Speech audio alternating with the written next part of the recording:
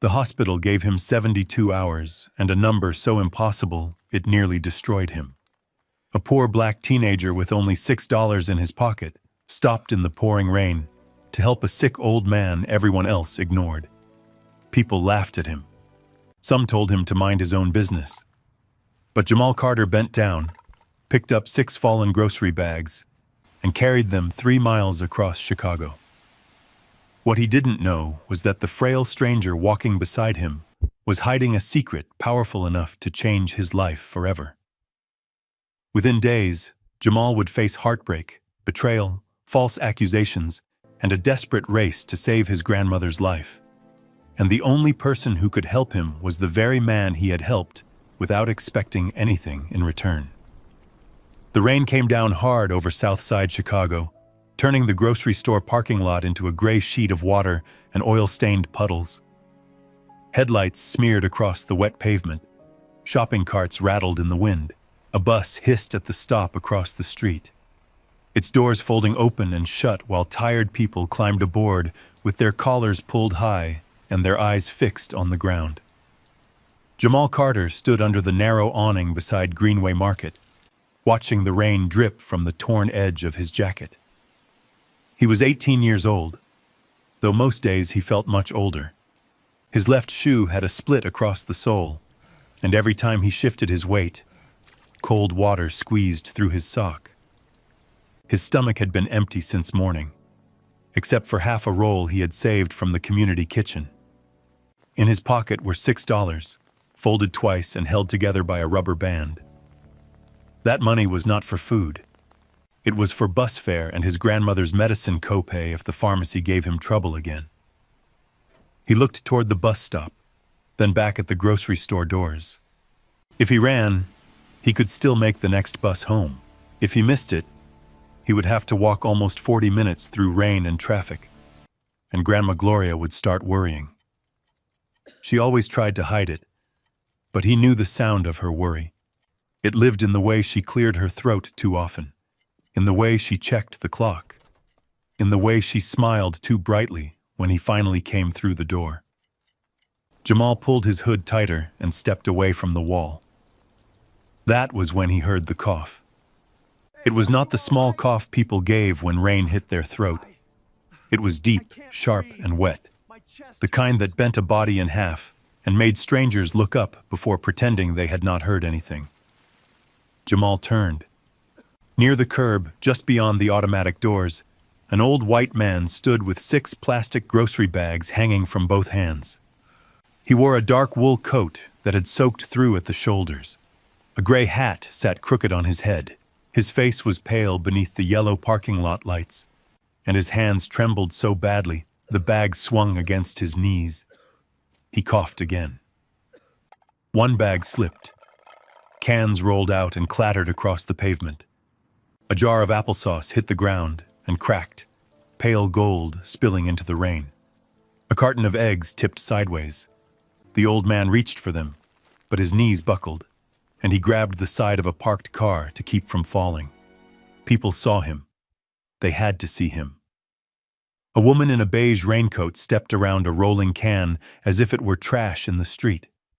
A man with a cart full of groceries pulled his hood lower and hurried toward his SUV. 2 teenagers under one umbrella laughed from near the vending machines. "Man, he about to drop the whole store," one of them said. The other one looked at Jamal and smirked. "Watch this dude try to play hero." Jamal stood still for half a second. He had learned young that stepping into other people's trouble could cost you. Sometimes people did not thank you. Sometimes they looked at your skin before they looked at your hands. Sometimes a black boy trying to help became a black boy accused of doing something wrong. His grandmother's voice rose inside him anyway. If someone is struggling and you can help, baby, you help. You don't need permission to be kind. The old man coughed again, one hand pressed against his chest. Another bag tore at the bottom. A loaf of bread slid into a puddle.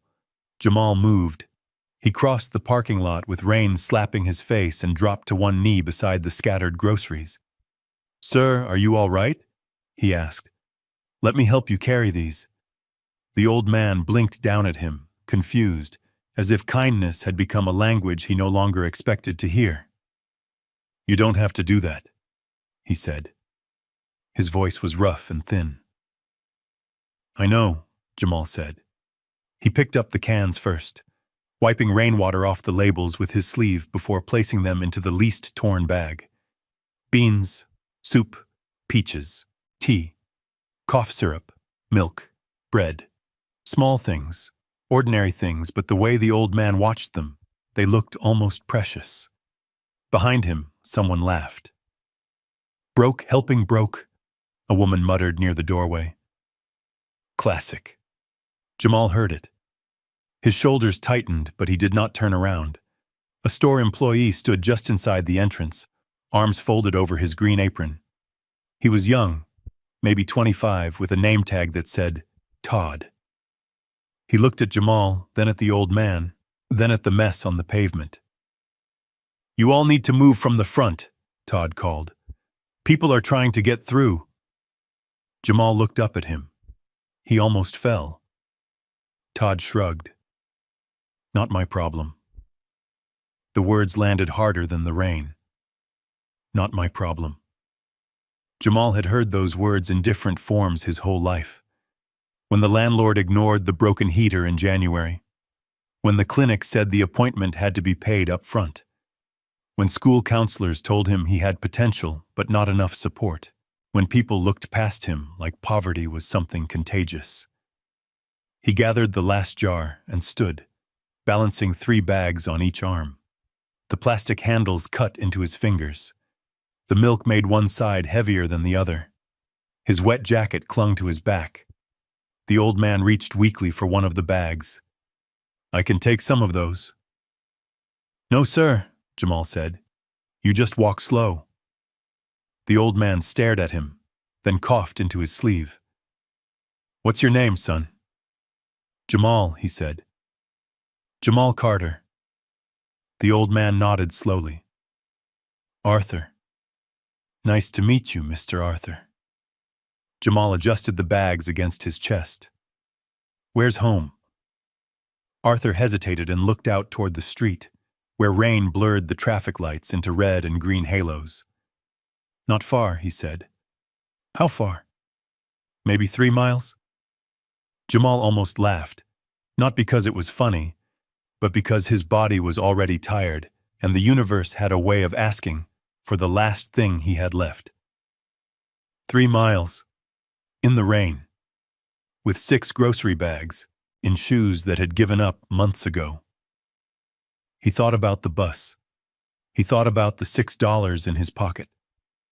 He thought about Grandma Gloria waiting beside the living room window, her hands folded over the blanket on her lap, pretending she was not counting minutes between breaths. Then he looked at Arthur's shaking hands. "I got you," Jamal said. Arthur frowned. "You sure?" "Yes, sir. You look like you've had a long day yourself." Jamal gave a small smile. "Long days don't scare me." The old man studied his face for a moment. Rain rolled down the deep lines around Arthur's eyes. There was something in those eyes Jamal did not understand. Not pity. Not exactly surprise. More like a man seeing something he had stopped believing existed. "All right," Arthur said quietly.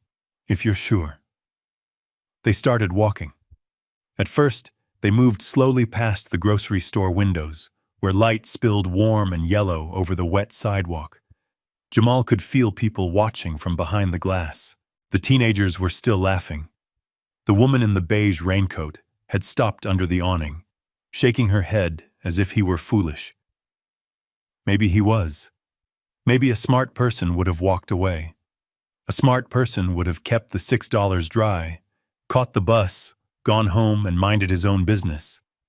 But Jamal had never been good at watching someone suffer and calling it wisdom. They passed the bus stop just as the bus pulled in.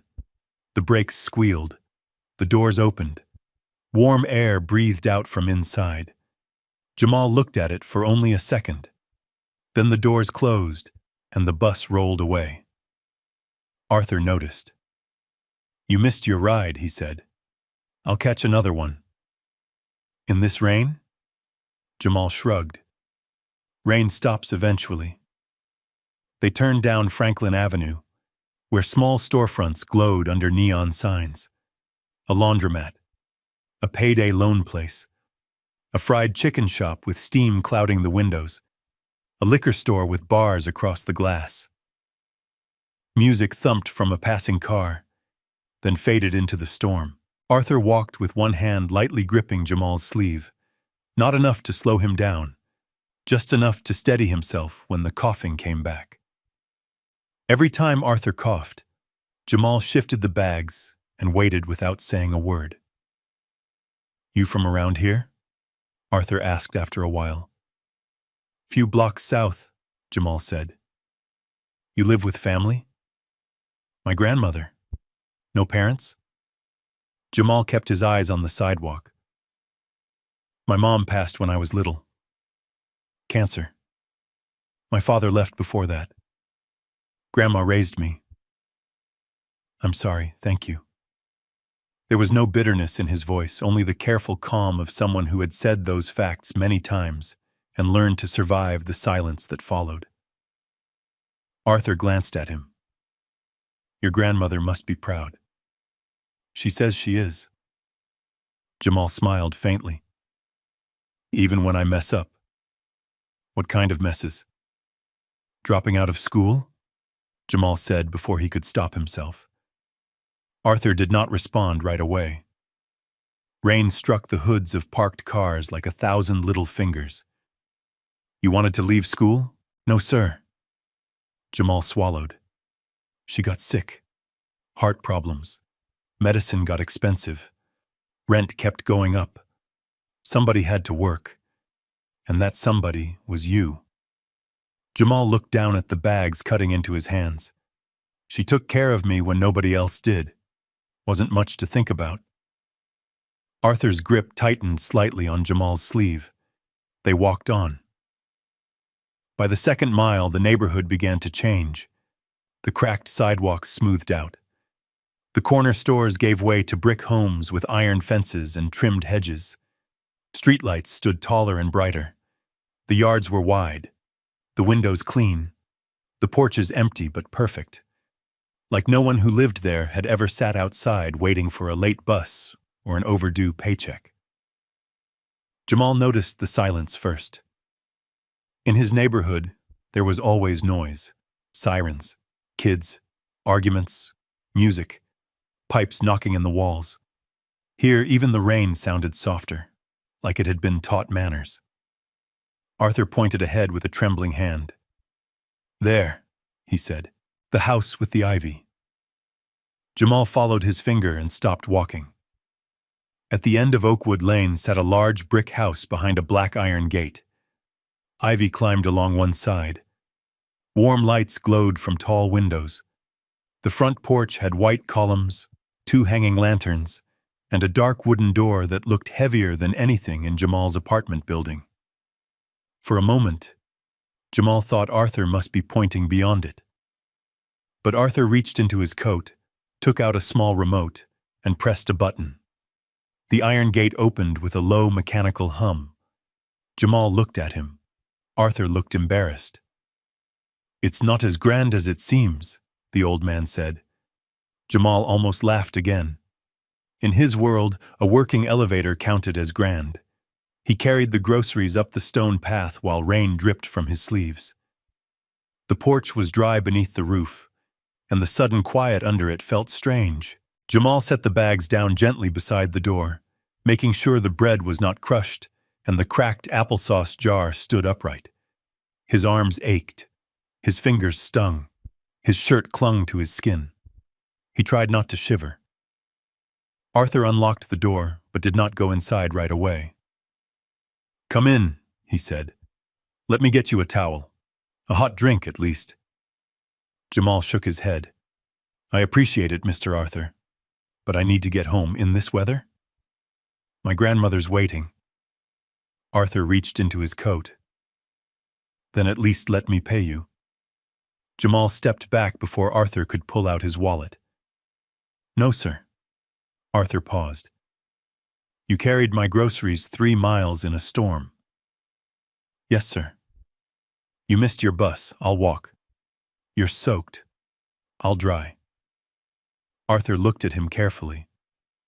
Why won't you take the money? Jamal lowered his eyes for a second, then raised them again. His voice was quiet, but it did not shake. Because I didn't do it for money. If my grandma found out I charged an old man for helping him, she'd make me bring it back. Arthur's hand froze inside his coat. Something changed in his face then. The rich house, the iron gate, the porch lights, all of it seemed to fall away. For the first time, Arthur did not look like a stranger Jamal had helped. He looked like a lonely old man who had just been given something he had not known he needed. What's your address, Jamal? Arthur asked softly. In case I want to send your grandmother a thank you card. Jamal hesitated only long enough to wipe rain from his forehead. Then he gave the address. Apartment 4B, West Marlow Towers, South Side. Arthur wrote it on the back of a grocery receipt with a silver pen. You take care of yourself, Arthur said. Jamal nodded. You too, Mr. Arthur. And maybe next time call somebody before carrying 6 bags by yourself. A tiny smile touched Arthur's mouth. Maybe I will. Jamal turned and stepped back into the rain. He walked down the stone path, through the iron gate and onto Oakwood Lane, his shoes filled with cold water again. The bus was long gone.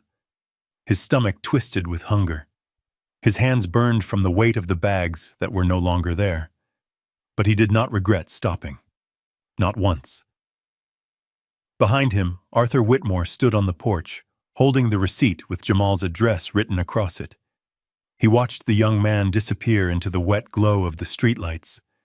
A thin black teenager in a torn jacket walking alone through a neighborhood that had never been built for boys like him. Arthur did not move until Jamal was gone. Then he looked down at the receipt again. Apartment 4B, West Marlow Towers. His eyes narrowed, not with suspicion, but with recognition. He knew that building. He owned that building. And suddenly, the rain felt much colder than before. Arthur Whitmore stood alone on his porch long after Jamal disappeared around the corner. The receipt in his hand had softened from the rain. Ink had begun to blur along the edges, but the address remained clear. West Marlow Towers, Apartment 4B. Arthur knew that building better than most people knew their own homes. He wished he didn't. For years, reports about West Marlow Towers had crossed his desk. Maintenance budgets, occupancy numbers, repair requests, tenant complaints. It was one of dozens of properties under Whitmore Holdings. Just another building. Just another line on a spreadsheet. Or at least, that was what he had told himself. The rain drummed softly against the porch roof. Arthur stared into the darkness where Jamal had vanished. The boy had carried 6 heavy grocery bags through a storm without asking for $1. Without asking for anything. Arthur could not remember the last time someone had done something for him without wanting something in return. Not since his wife. Not since his son. The thought settled heavily in his chest. Inside the house, a grandfather clock chimed 7 times. Arthur folded the receipt and slipped it into his pocket. Then he walked inside. The house was warm, quiet. Too quiet. The foyer stretched into polished hallways lined with framed photographs, family vacations, charity events, ribbon cuttings, success, achievement, recognition. Every wall displayed evidence of a life most people dreamed about, yet every room felt empty. Arthur passed a photograph near the staircase. A woman with bright eyes smiled at the camera. Beside her stood a teenage boy with Arthur's smile. His wife, Eleanor. His son, Michael. Gone. Both of them. A drunk driver had taken them 8 years earlier. The mansion had felt like a museum ever since. Arthur stopped, For a moment, he stared at the picture. Then his thoughts returned to Jamal. An 18-year-old kid carrying groceries in the rain. A kid who lived in one of Arthur's buildings. A kid who looked exhausted enough to collapse. A kid who somehow still believed in helping strangers. Arthur shook his head slowly. Something about it didn't sit right. He walked into his study. Mahogany shelves covered the walls. A fire crackled quietly in the stone fireplace. Arthur sat behind his desk and picked up his phone. After a few rings, a woman answered. Margaret Cole. Arthur looked down at the receipt. I need you to look into someone. There was a brief pause. Who? Jamal Carter. Margaret immediately recognized the tone in his voice. Not business. Personal. That almost never happened. What do you need? Everything. Arthur leaned back in his chair. Address is West Marlow Towers, apartment 4B. Another pause. I'll start tonight. Thank you. Arthur ended the call, but instead of returning to work, he sat quietly, staring into the fire. For reasons he couldn't explain, he hoped Margaret would find out he was wrong. He hoped Jamal was exaggerating. He hoped things weren't as difficult as they sounded, because if the boy had told the truth, Arthur wasn't sure he would like what that said about the empire he had spent 40 years building. Across the city, Jamal Carter finally reached home. The walk back felt twice as long. Rainwater soaked through his shoes. His stomach growled constantly. Streetlights reflected off puddles like broken mirrors. By the time he reached West Marlow Towers, his shoulders ached. The building looked even worse at night. Cracked brick, rust-stained windows, a flickering security light above the entrance. Half the letters on the sign had burned out years ago. Most people wouldn't have called it a home. Jamal did, because Gloria lived there. And wherever Gloria was, that was home. He climbed the 4 flights of stairs because the elevator had been broken for nearly 3 months. Again. The landlord kept promising repairs. Nothing ever happened. The hallway smelled faintly of mildew and old cooking oil. When Jamal reached apartment 4B, he unlocked the door and stepped inside. Warm yellow light greeted him, along with a familiar voice. There you are. Gloria Carter sat beside the window in her favorite chair. A blanket covered her legs. An oxygen monitor sat nearby. Her silver hair framed a tired but kind face. She smiled the moment she saw him. There he is, she said softly. Jamal smiled back. The tension in his shoulders eased instantly. Sorry I'm late. I noticed. You always do. She laughed. A small laugh. A fragile laugh. The kind that worried him more than coughing ever could. You got caught in the rain. A little. A little? She teased. You look like you swam home. Jamal chuckled. For a moment, things felt normal. Safe. Then Gloria noticed the exhaustion in his eyes. The smile faded. Tough day? Jamal hesitated. He never liked worrying her. But lying to Gloria was almost impossible. A guy needed help.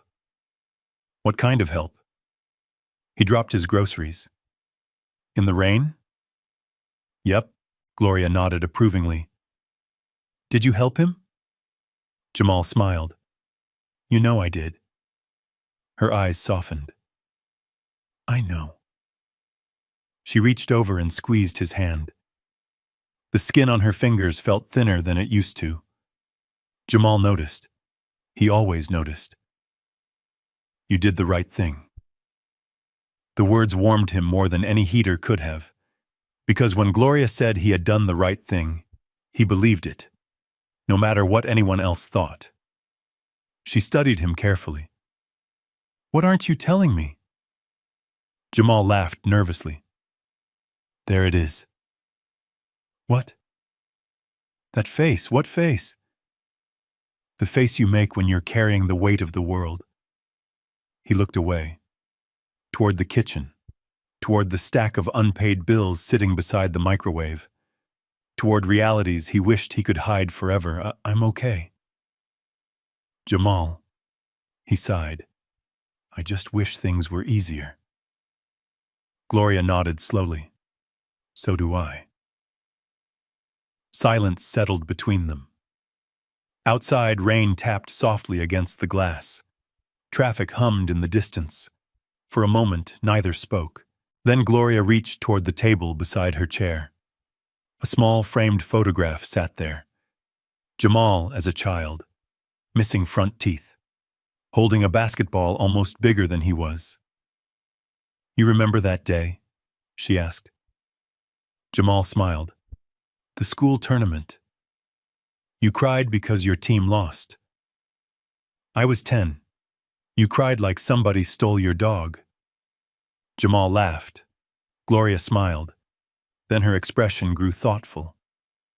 You know what I remember? What? You stayed after everyone left. He frowned. Why?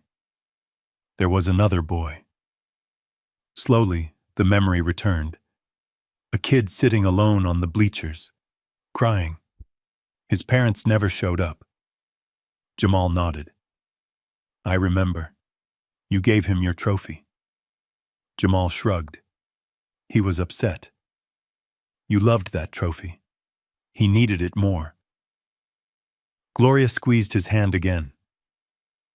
That's who you've always been. Jamal looked down, embarrassed, but secretly proud. Because those words meant more than any trophy, more than money, more than recognition. Gloria leaned back carefully. You've got a good heart. I got it from you. She smiled. No. Her eyes glistened. You got it all on your own. Jamal swallowed hard. Moments like these scared him. Not because they were sad, because they reminded him how much he had to lose. The room suddenly felt smaller. The oxygen monitor seemed louder. Every breath Gloria took felt important, precious, temporary. He hated that thought. So he stood. How about I make dinner? Gloria laughed. With what? Jamal froze. The refrigerator wasn't exactly full. She already knew. Of course she knew. Grandmothers always knew. We have soup. We have half a can of soup. Still soup. Gloria shook her head. You're impossible. So I've been told. Together they shared the last can. 2 bowls. 1 package of crackers. Neither mentioned that it wasn't enough. Neither mentioned that rent was due. Neither mentioned the stack of medical bills. Sometimes survival depended on pretending tomorrow would work itself out. Later that night, after Gloria fell asleep in her chair, Jamal quietly covered her with another blanket. The television flickered silently in the corner. A weather forecast predicted more rain. Jamal walked into the kitchen, opened a drawer, and pulled out a folded envelope. Inside were overdue notices, medical statements, past due utility warnings. Numbers. Always numbers. He stared at them, then pulled out his wallet. $6. That was all. 6. He sat at the table beneath the buzzing kitchen light. The same table where Gloria balanced bills every month. The same table where she always somehow found a way to keep going. Jamal lowered his head into his hands. For the first time all day, he allowed himself to feel tired. Really tired. Not physically, emotionally.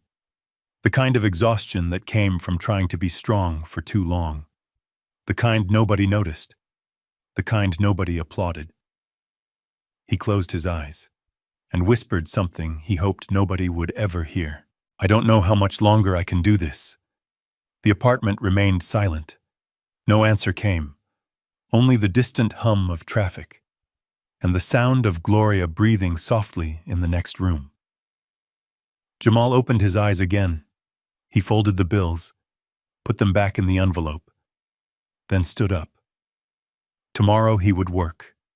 Tomorrow he would figure something out. Tomorrow he would keep going. Because that's what Gloria had taught him. Across the city, Margaret Cole's phone lit up with the first report on Jamal Carter. As she began reading, her expression slowly changed. Concern, then shock, then something very close to heartbreak. And before midnight, she knew one thing for certain. Arthur Whitmore had not met an ordinary young man in the rain. He had stumbled into a story much bigger than either of them realized. By 6 o'clock the next morning, Margaret Cole had already filled an entire folder. She sat at her kitchen table with a cup of untouched coffee growing cold beside her laptop. The city outside her apartment was still waking up. Delivery trucks rumbled through downtown streets. Train horns echoed in the distance. The sky over Chicago remained the color of wet concrete. Margaret read through every report twice. Jamal Carter, age 18, South Side Chicago, dropped out of school at 16. No criminal record, no complaints, no disciplinary history, nothing. The deeper she searched, the stranger it became. Most young men carrying that much responsibility left footprints somewhere. A fight, a suspension, an arrest, a mistake. But Jamal's record looked almost impossible. The only things people seemed to say about him were good. He volunteered. He worked. He helped neighbors. He carried groceries, fixed broken furniture, walked elderly residents upstairs when the elevator failed, babysat children when parents worked night shifts. The boy practically disappeared every time someone thanked him. Margaret leaned back slowly. Then she opened one final file. Employment. Community kitchen of South Side. Part-time worker. 6 months. Supervisor. Frank Donnelly. Margaret frowned. The comments section contained only one sentence. Hard worker. Too soft-hearted. She stared at it, then smiled slightly. Arthur was going to find that interesting. Across town, Jamal was already awake. The apartment remained dark. Only the orange glow of a street lamp filtered through the curtains. He sat quietly beside Gloria's chair. She was still sleeping. Her breathing sounded uneven. Not alarming, but different. The kind of difference only someone who loved her would notice. Jamal checked the clock. 5:41 a.m. His shift started at 7. He stood carefully, moved to the kitchen, and opened the refrigerator. Half a carton of milk, a few slices of bread, 1 apple. Nothing else. He closed the door. His stomach growled. He ignored it. The apple would stay for Gloria, like always. Jamal filled a glass of water instead, then slipped on his jacket. The same torn jacket, the same cracked shoes, the same quiet determination. Before leaving, he stopped beside Gloria, bent down, and kissed her forehead. She opened one eye. "You sneaking out on me?" He smiled. "Thought you were asleep." "You thought wrong. Go back to sleep." "You eat breakfast?" Jamal hesitated. That was enough. Grandmothers could detect a lie before it even formed. Gloria narrowed her eyes. "Jamal, I'll grab something later." "You better." "I will." "You promise?" He smiled. "I promise." She settled back into her chair, still unconvinced, but too tired to argue. Jamal stepped into the hallway. The smell of damp carpet greeted him. The elevator remained broken. A handwritten sign still hung across the doors. Out of order. 3 weeks old. Maybe 4. Nobody knew anymore. Jamal started down the stairs. 4 flights, same as every day. Outside, cold wind swept through the streets. The city was waking up.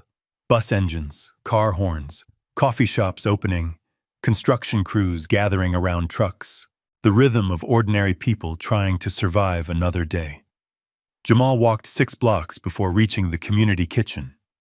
The building sat between a pawn shop and an auto repair garage. Nothing fancy, just red brick walls and a faded blue sign.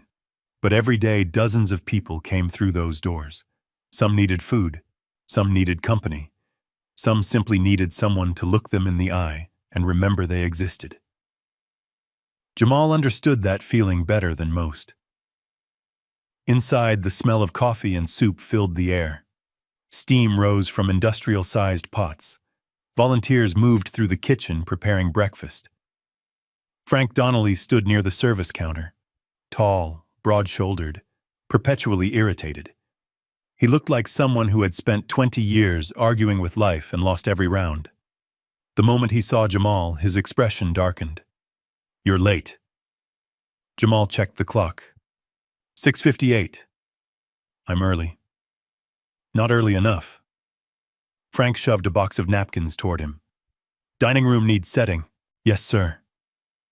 Jamal took the box. No argument. No complaint. That was another thing people noticed about him. He didn't waste energy fighting battles that didn't matter. By 8 o'clock, the dining room was full. Elderly residents, veterans, single parents, people sleeping in shelters, people sleeping nowhere. The line stretched almost to the entrance. Jamal moved between tables carrying trays and coffee cups, smiling, listening, helping. Mrs. Henderson sat near the window, 78 years old, arthritis, always complained about the weather. "Looks like rain again," she grumbled. Jamal refilled her coffee. "This is Chicago. That's basically the forecast every day." She laughed. "Smart mouth. You still coming tomorrow?" "Long as the Lord keeps waking me up. Then I'll save your favorite table." Her smile softened. Moments like that mattered, more than most people realized. Across the room, a little girl sat alone beside her mother. Maybe 6 years old, maybe 7. The child stared at the tray in front of her. Empty. Her mother looked exhausted.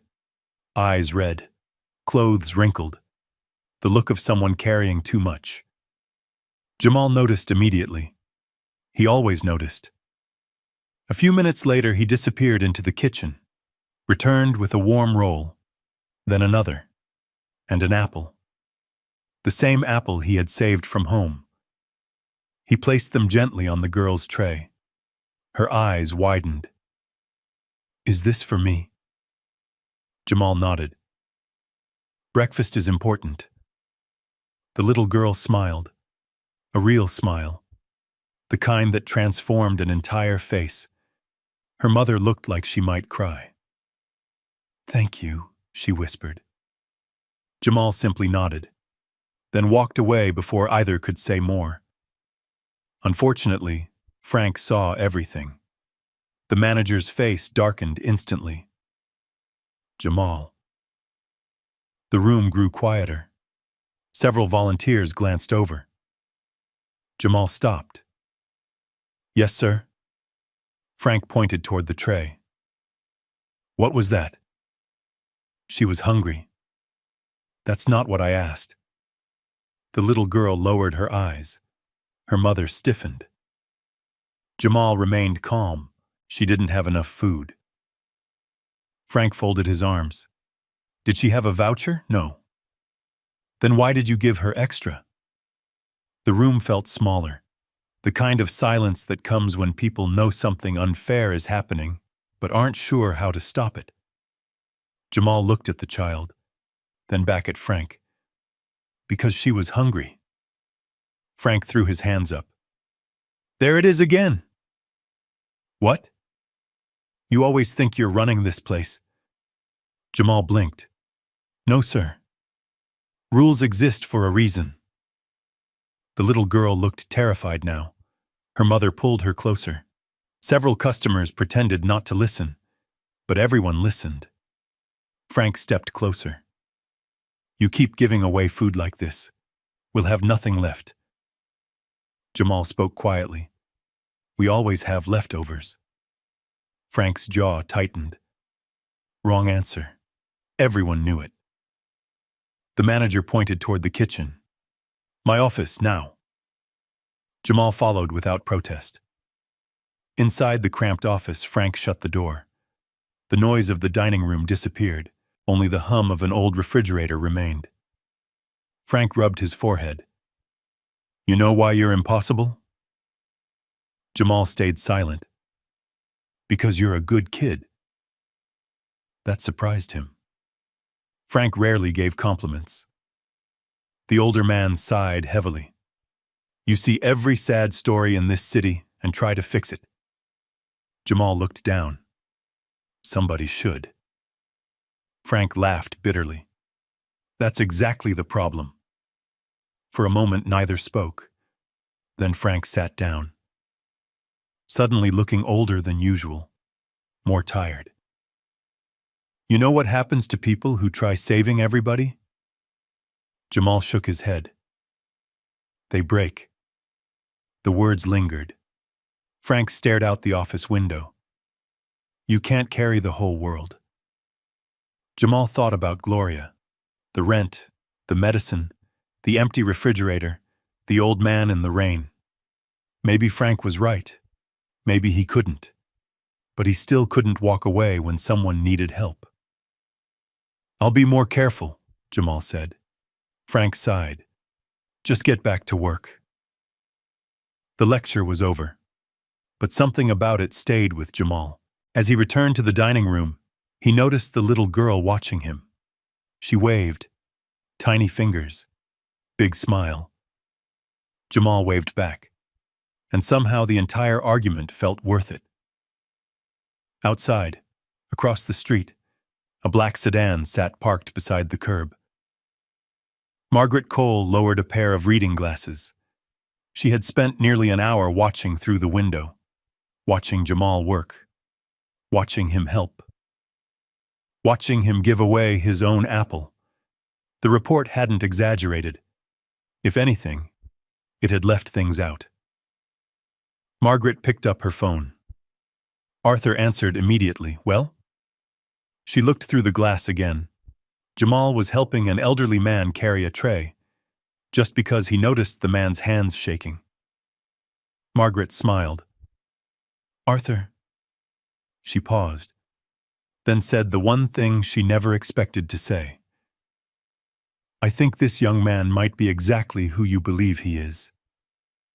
Arthur remained silent, listening, waiting. Margaret watched Jamal disappear back into the kitchen, and for the first time, she wondered whether one rainy afternoon might end up changing far more than one life.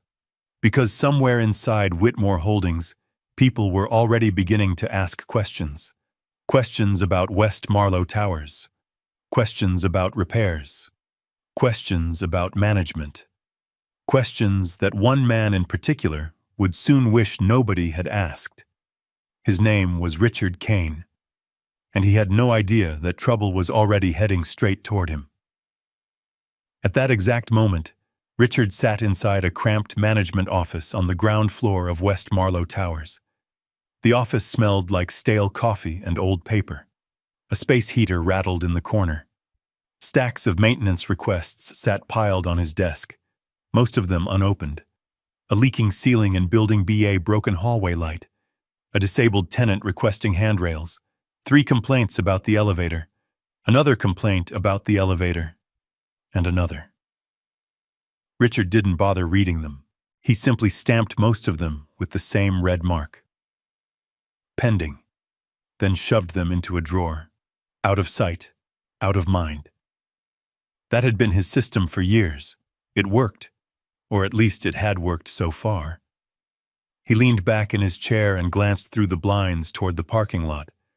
Rainwater still sat in puddles from yesterday's storm. The old apartment complex looked tired. just like the people who lived there. Richard never saw families, never saw struggles, never saw people. Only numbers. Rent collected. Rent overdue. Maintenance costs. Profit margins. The phone on his desk rang. He picked it up. West Marlow Management. A nervous voice answered. Mr. Kane. Corporate requested copies of repair records. Richard frowned. What records? The elevator. Silence. A strange silence. Then Richard laughed. Why? I don't know, sir. Who asked? The request came from Whitmore Holdings downtown. Richard's smile faded. Who exactly? The employee checked. Margaret Cole's office. Richard sat up for the first time all morning. Margaret Cole. That name mattered. Margaret worked directly for Arthur Whitmore. Requests from her office rarely happened, and when they did, somebody usually lost their job. Richard's stomach tightened. Send me the email. The line disconnected. A few seconds later, his computer chimed. Richard opened the message. Read it once, then again. Request all maintenance reports related to West Marlow Towers, including repair history, tenant complaints, elevator documentation, safety inspections.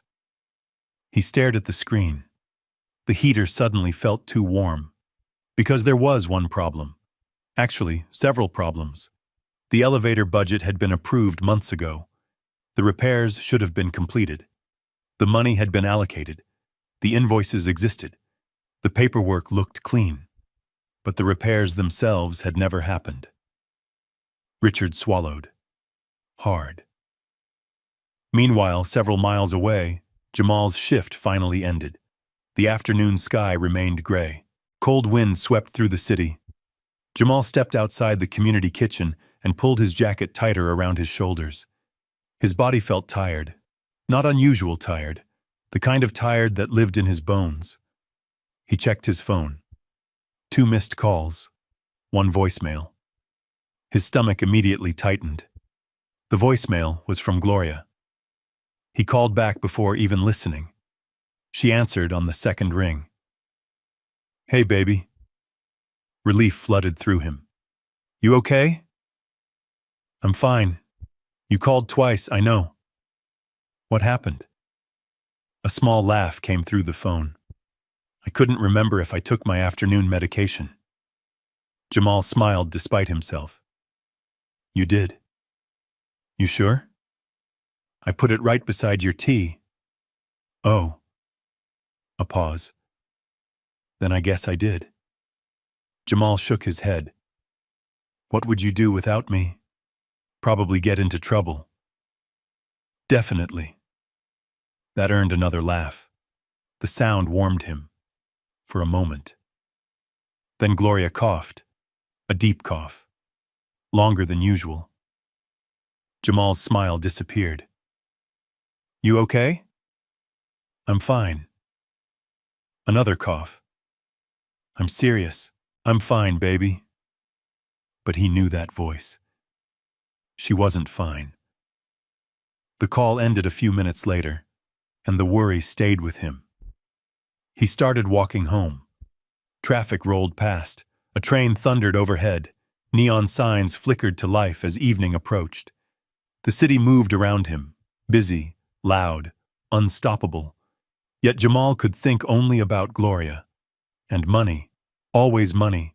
Medicine, rent, food, bills. Every road seemed to lead back to those same problems.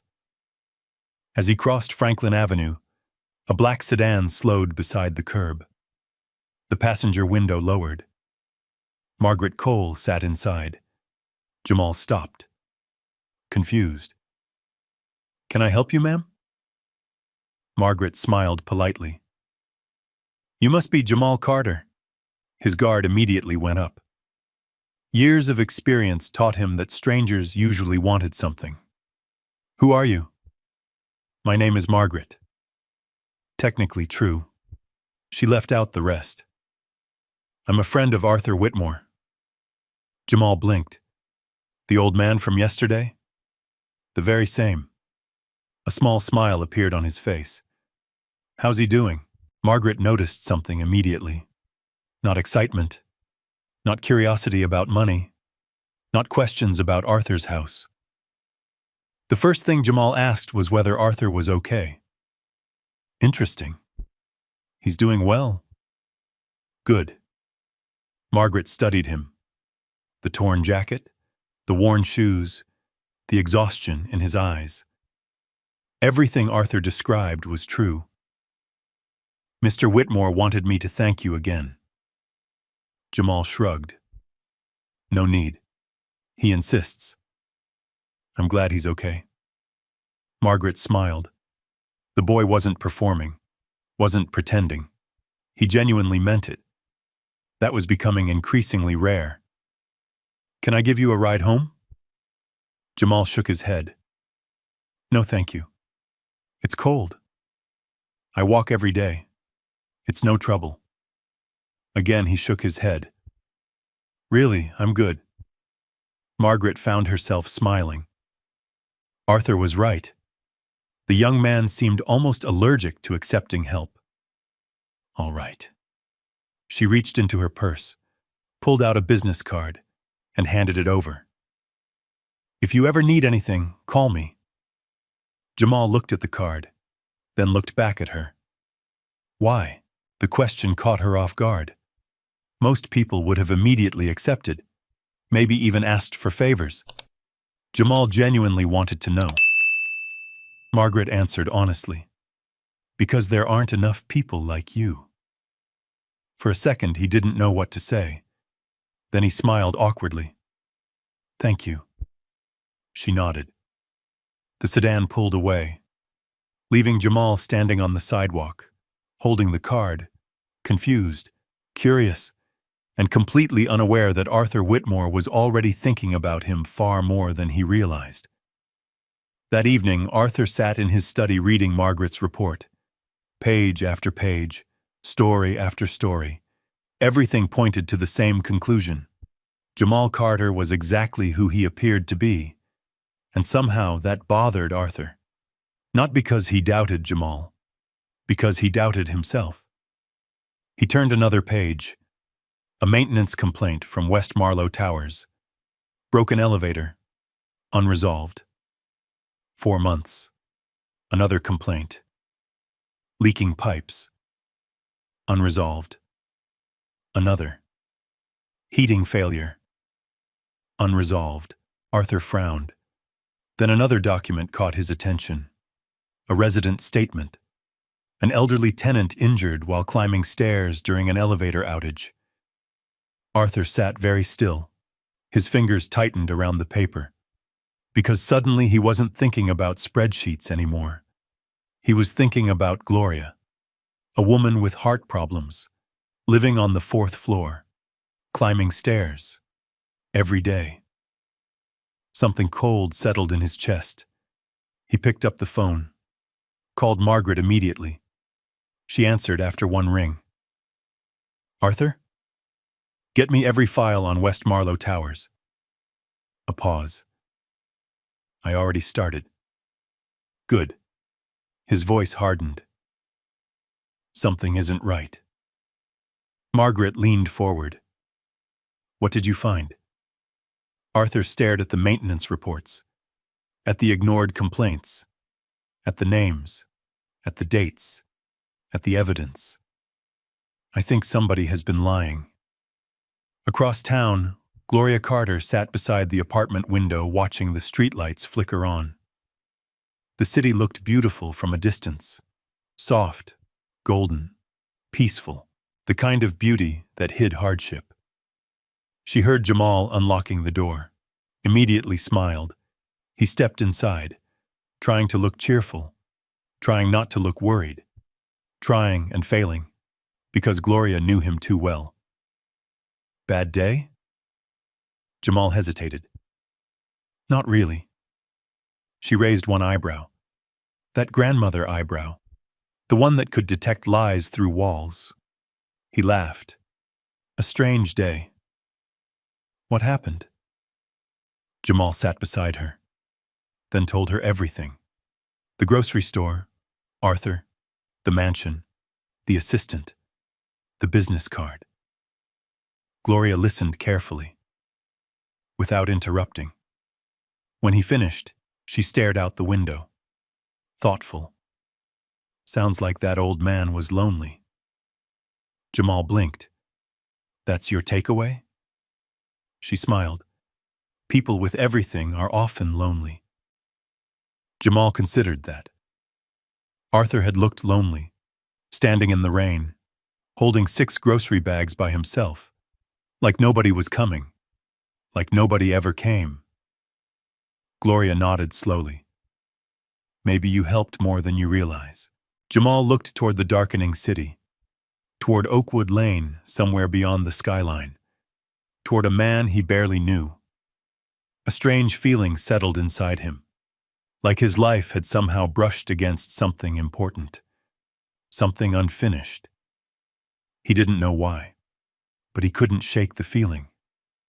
Outside, clouds gathered again over Chicago, and far across the city, Richard Kane sat alone in his office staring at a growing stack of corporate requests. For the first time in years, he felt afraid. Because someone at Whitmore Holdings had started pulling on a thread, and if they kept pulling long enough, everything he had spent years hiding would eventually come loose. Richard Kane sat motionless in his office. Outside his window, evening settled over West Marlowe Towers. A broken streetlight flickered in the parking lot. The elevator remained dead. The same elevator residents had complained about for months. The same elevator corporate was suddenly asking questions about. Richard loosened his tie. For the first time in years, he felt the ground shifting beneath him. His phone buzzed. Another email from Whitmore Holdings. Another request. Another audit. Another reminder that someone important was paying attention. He stared at the screen, then slowly deleted 3 maintenance files from his desktop. Not enough. He knew it wasn't enough. But panic made people do foolish things. And Richard Kane was beginning to panic. Across the city, Jamal Carter had no idea any of this was happening. He sat beside Gloria's chair watching an old game show play quietly on television. For a little while, life felt normal. The apartment was small, the furniture was worn, the refrigerator was nearly empty. But Gloria was smiling, and that was enough, until she suddenly pressed a hand against her chest. The smile vanished. Jamal sat upright. "Grandma? I'm okay." But she wasn't. Her breathing had changed. The color had drained from her face. A thin layer of sweat appeared across her forehead. Jamal immediately knelt beside her. "Grandma." She tried to answer. Another sharp breath interrupted her. Fear shot through him, the kind of fear that arrives instantly, the kind that makes the world narrow. "I'm calling an ambulance." "No." Her voice barely rose above a whisper. "We can't afford." "I don't care." Another breath. Another pause. Another look that terrified him. Jamal grabbed his phone. His hands were shaking. Within minutes, flashing lights reflected through the apartment window. Neighbors opened doors. Footsteps echoed in the hallway. Paramedics rushed inside. Questions, equipment, urgent voices. Everything happened too fast. One moment Gloria was sitting beside the window. The next, she was being wheeled toward an ambulance. Jamal climbed inside beside her. Rain began falling again, soft at first, then harder. The siren wailed through the night. Chicago blurred beyond the windows. Red lights, wet streets, headlights streaking through darkness. Jamal held Gloria's hand the entire ride, trying not to imagine life without her, trying not to imagine being alone, trying not to imagine all the things he had spent years refusing to think about. Greenfield Medical Center glowed beneath floodlights when they arrived. Doctors moved quickly. Nurses asked questions. Machines beeped. Forms appeared. Gloria disappeared through a set of double doors. Then Jamal was alone, just like that. He sat in a waiting room beneath fluorescent lights. The clock on the wall ticked loudly. Every minute felt longer than the last. Families sat nearby. A television played muted news. A janitor pushed a mop across the floor. Life continued. But for Jamal, time seemed frozen.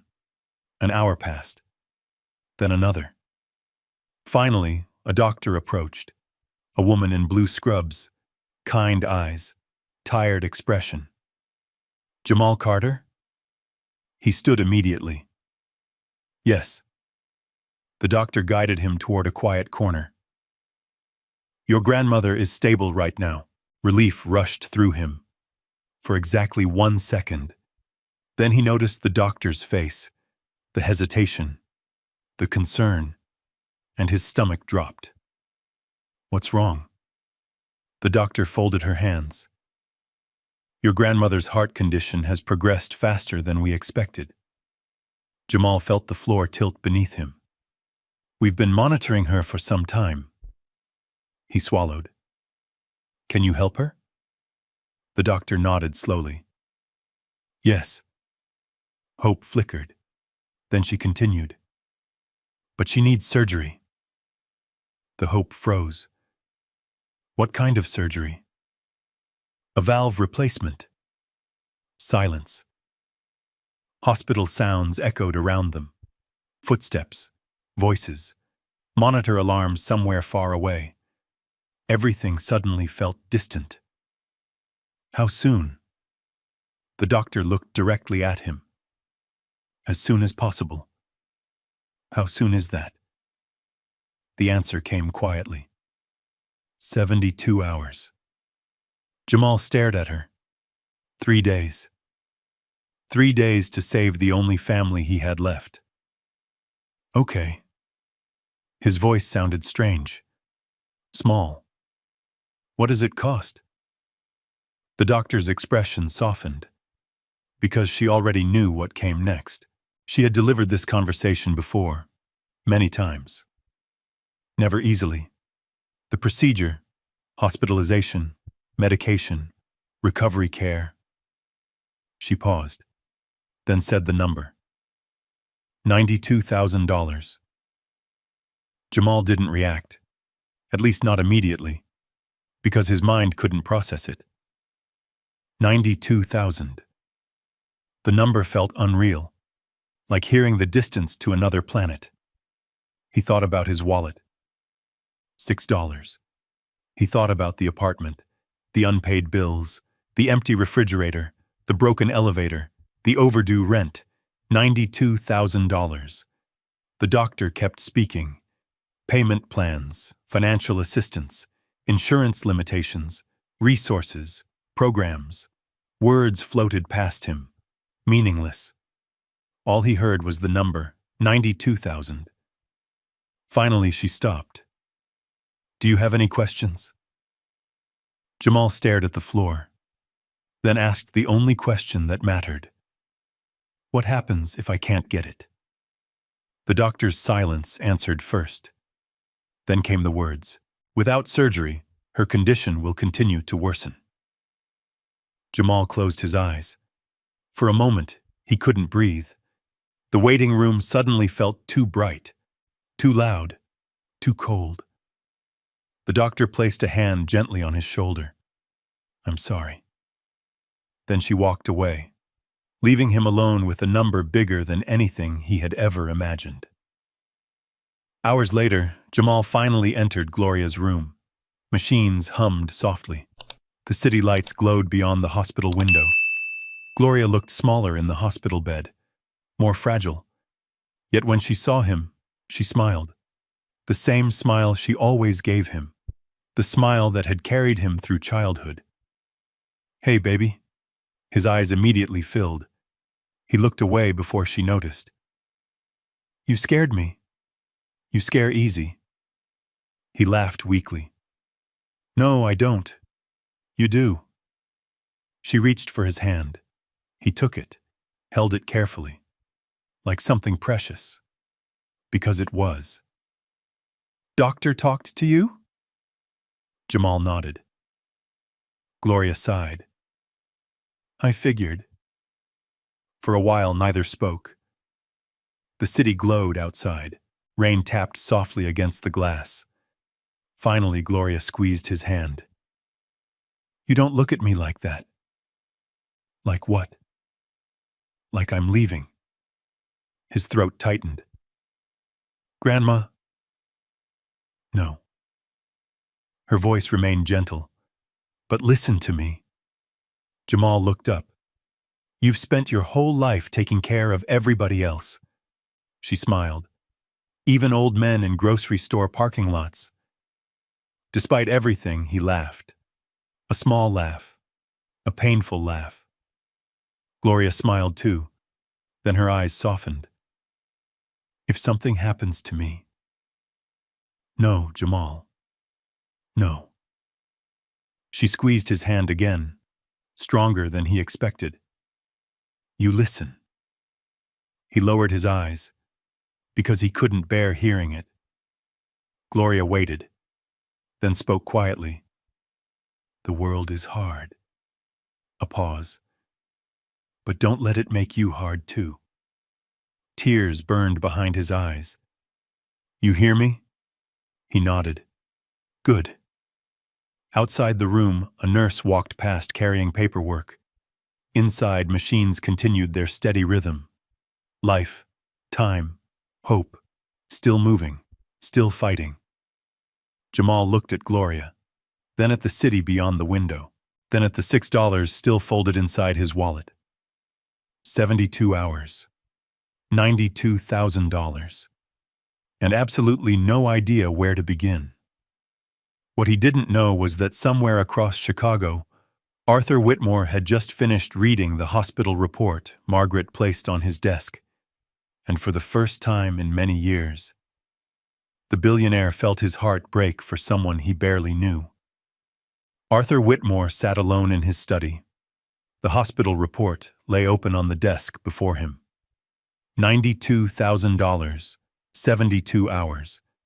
The numbers meant almost nothing to him financially.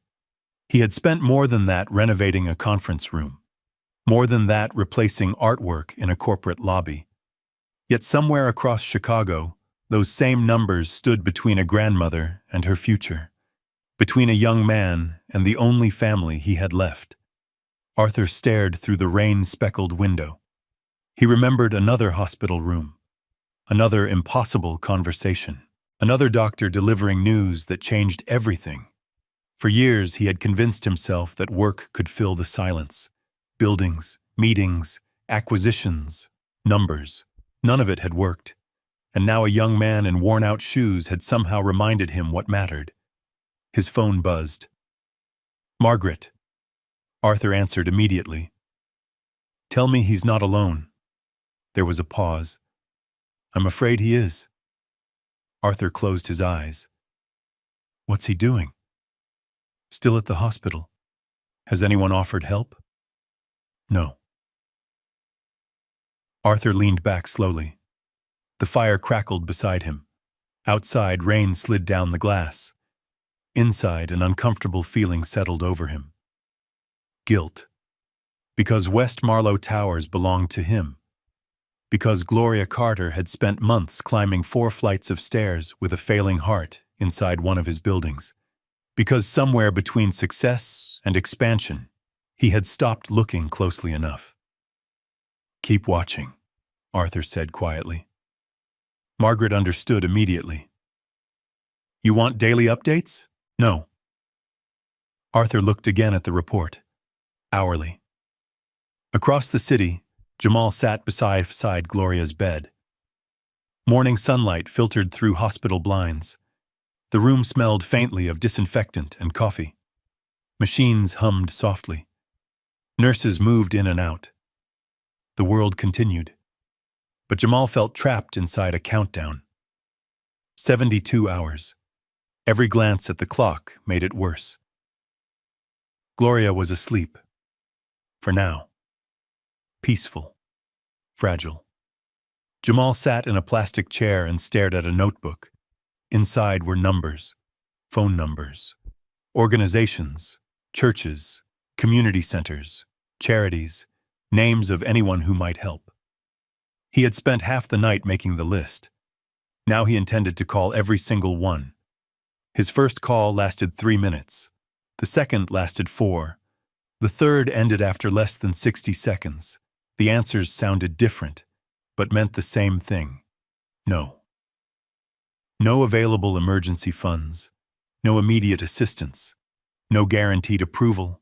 No available resources within 72 hours. By noon, Jamal had made 21 calls. Nothing. Not a single dollar. Not a single solution. He stood beside a vending machine in the hallway and pressed his forehead against the cool metal. Exhaustion settled into his shoulders. Not physical exhaustion. The kind that came from watching doors close one after another. A nurse passed by. "Everything okay?" Jamal forced a smile. "Yes, ma'am." She nodded and continued walking. The lie tasted bitter. Nothing was okay. His phone buzzed. A text message from Frank. "You coming to work today?" Jamal stared at the screen. He needed the job. Every hour mattered. Every dollar mattered. Yet the thought of leaving Gloria made his chest tighten. He texted back. "At the hospital, Grandma's condition got worse." The response came almost immediately. "Take today." Jamal blinked. That surprised him. A second message followed. "Don't make me regret being nice." For the first time all day, Jamal smiled. A small smile, but real. Later that afternoon, he left the hospital. Not because he wanted to. Because he needed money. Any money. The rain had finally stopped. Cold wind swept through the streets. Clouds drifted above the skyline. Chicago looked washed clean. Jamal walked toward West Marlow Towers. The city felt different now. Every building seemed expensive. Every passing car seemed out of reach. Every person looked like they had somewhere to go. Something to do, a future. He wondered what that felt like. When he reached the apartment complex, several neighbors were sitting outside. Mrs. Alvarez from 3C, Mr. Jenkins from 2A, old Mrs. Dawson from across the hall. They immediately stood when they saw him. "How's your grandmother?" Mrs. Dawson asked. Jamal hesitated, then told them the truth. Within minutes, word spread through the building. People gathered. Residents came out of apartments. Workers returning from shifts stopped to listen. A few children sat quietly on the steps. Nobody interrupted. Nobody looked away. When Jamal finished explaining the surgery, silence settled over the courtyard. Then Mrs. Dawson reached into her purse, pulled out a $10 bill, and placed it in his hand. "It ain't much." Jamal immediately shook his head. "No, ma'am." "You take it." "I can't." "Yes, you can." Her voice cracked slightly. "Your grandmother watched my boys when I worked nights." She pushed the money back toward him. "Now let us help." Mr. Jenkins stepped forward next. $20. Then Mrs. Alvarez. 15. Then another neighbor. And another. And another. One little boy ran upstairs and returned carrying a plastic piggy bank. He dumped coins into Jamal's hands. Pennies, nickels, dimes. Every coin rattled against the others. "My grandma says it all counts." Jamal felt tears burning behind his eyes. He quickly looked away. The courtyard blurred. Not because the amount was large, because these people had almost nothing. Yet they were giving anyway. Just like Gloria always had. By sunset, Jamal sat alone on a hospital bench counting everything. Bills, coins, wrinkled dollar notes, carefully folded 20s, a handwritten check from a retired bus driver. He counted twice, then a third time. $538. He stared at the total. 538 against 92,000. The gap felt endless. For the first time since Gloria entered the hospital, hopelessness truly found him. The evening sky darkened. Hospital lights flickered on. Cars moved through the parking lot. Families came and went. Life continued. Jamal remained seated. The money rested in his lap. $538. Proof that people cared. Proof that kindness existed. Proof that love survived even in poor places. Yet it still wasn't enough. Not even close. A black sedan sat quietly across the parking lot. Engine off, lights dark. Margaret Cole watched from inside. She had witnessed everything. The neighbors, the donations, the little boy's piggy bank, the tears Jamal tried to hide. She picked up her phone. Arthur answered on the first ring. For a moment, neither spoke.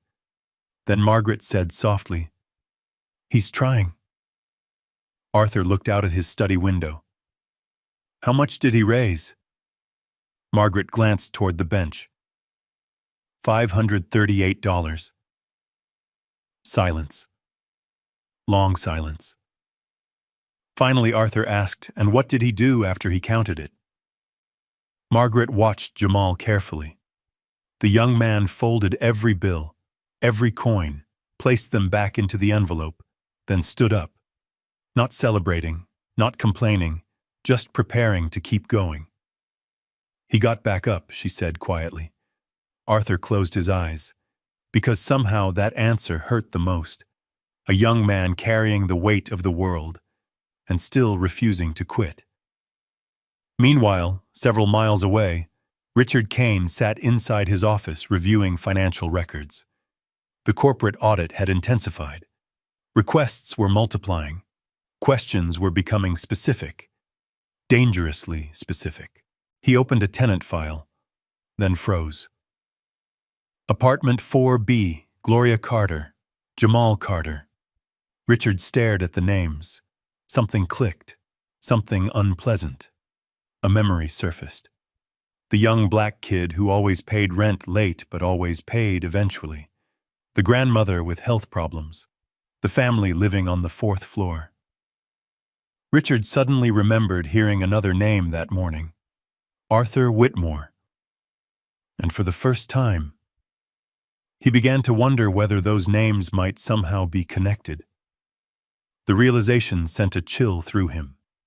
Because if they were connected, everything was about to change.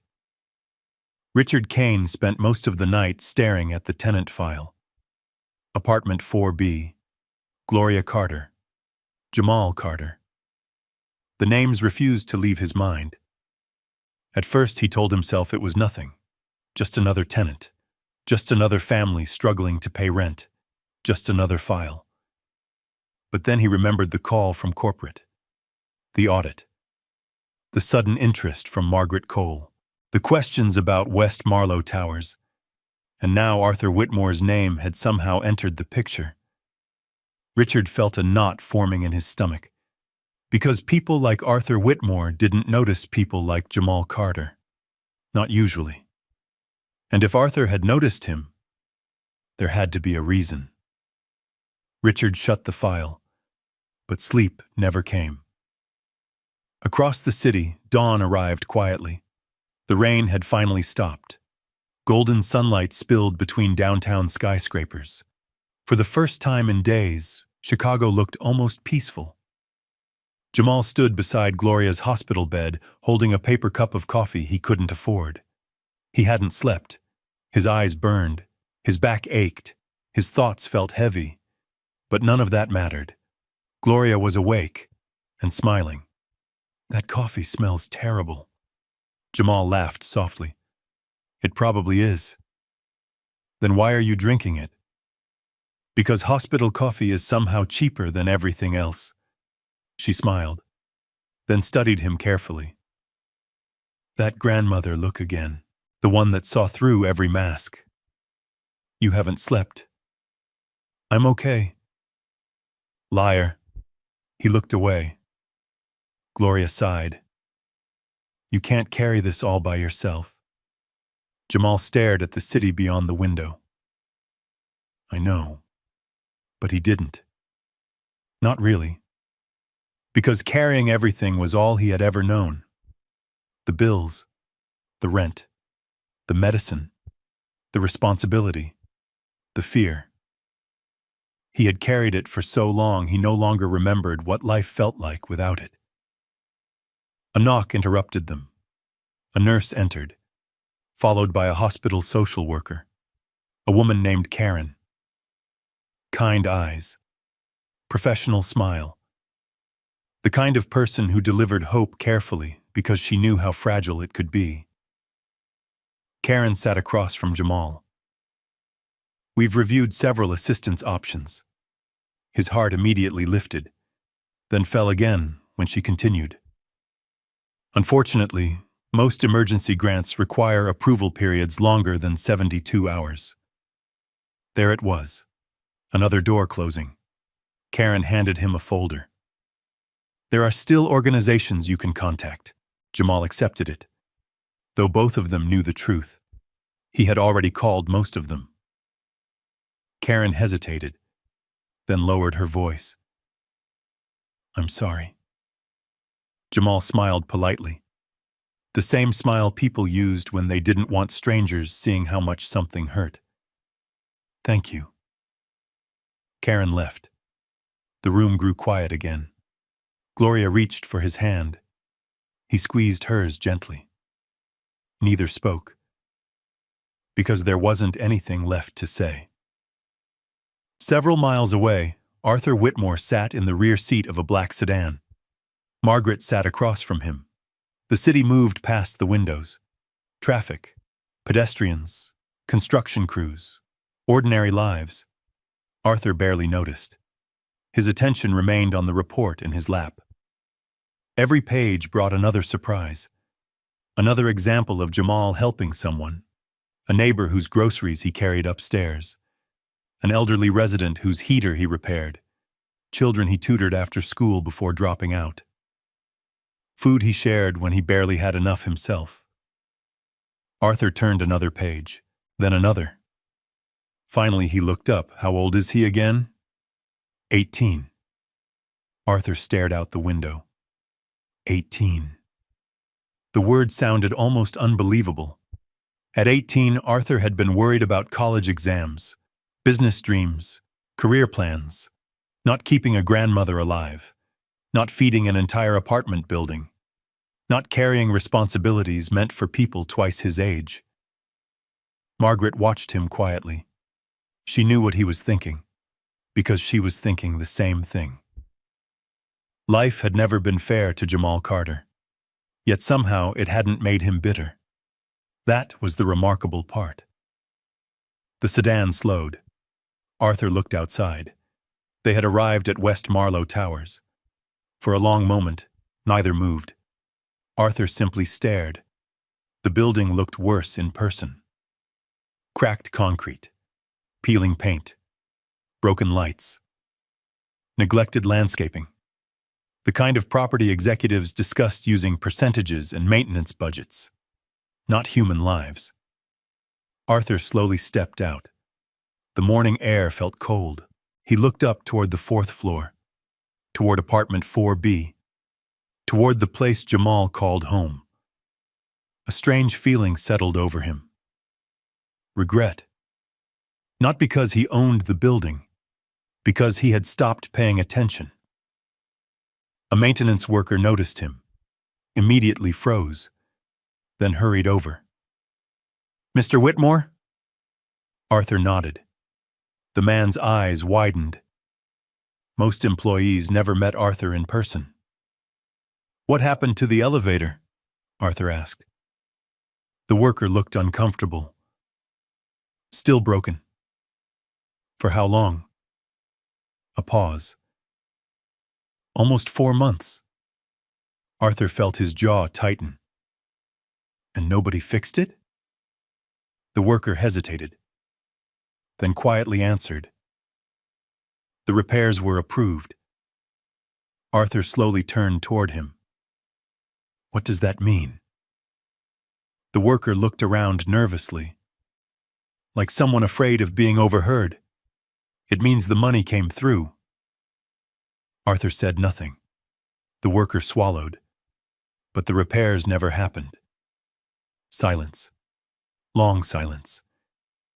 Then Arthur looked toward the building again, toward the 4th floor, toward Gloria climbing those stairs, toward Jamal carrying groceries, toward months of neglect. Something hardened behind his eyes. Margaret noticed immediately. So did the worker. Arthur Whitmore wasn't angry often, but when he was, people remembered it. Back at the hospital, Jamal sat in the cafeteria reviewing the list Karen had given him. 32 organizations, 32 possibilities, 32 chances. Or so he told himself. By lunchtime, he had contacted 12. Nothing. By 2 o'clock, he had contacted 20. Nothing. By 4 o'clock, his voice sounded tired even to him. Still nothing. The sun was beginning to set when he finally lowered his phone. The envelope of donations remained beside him.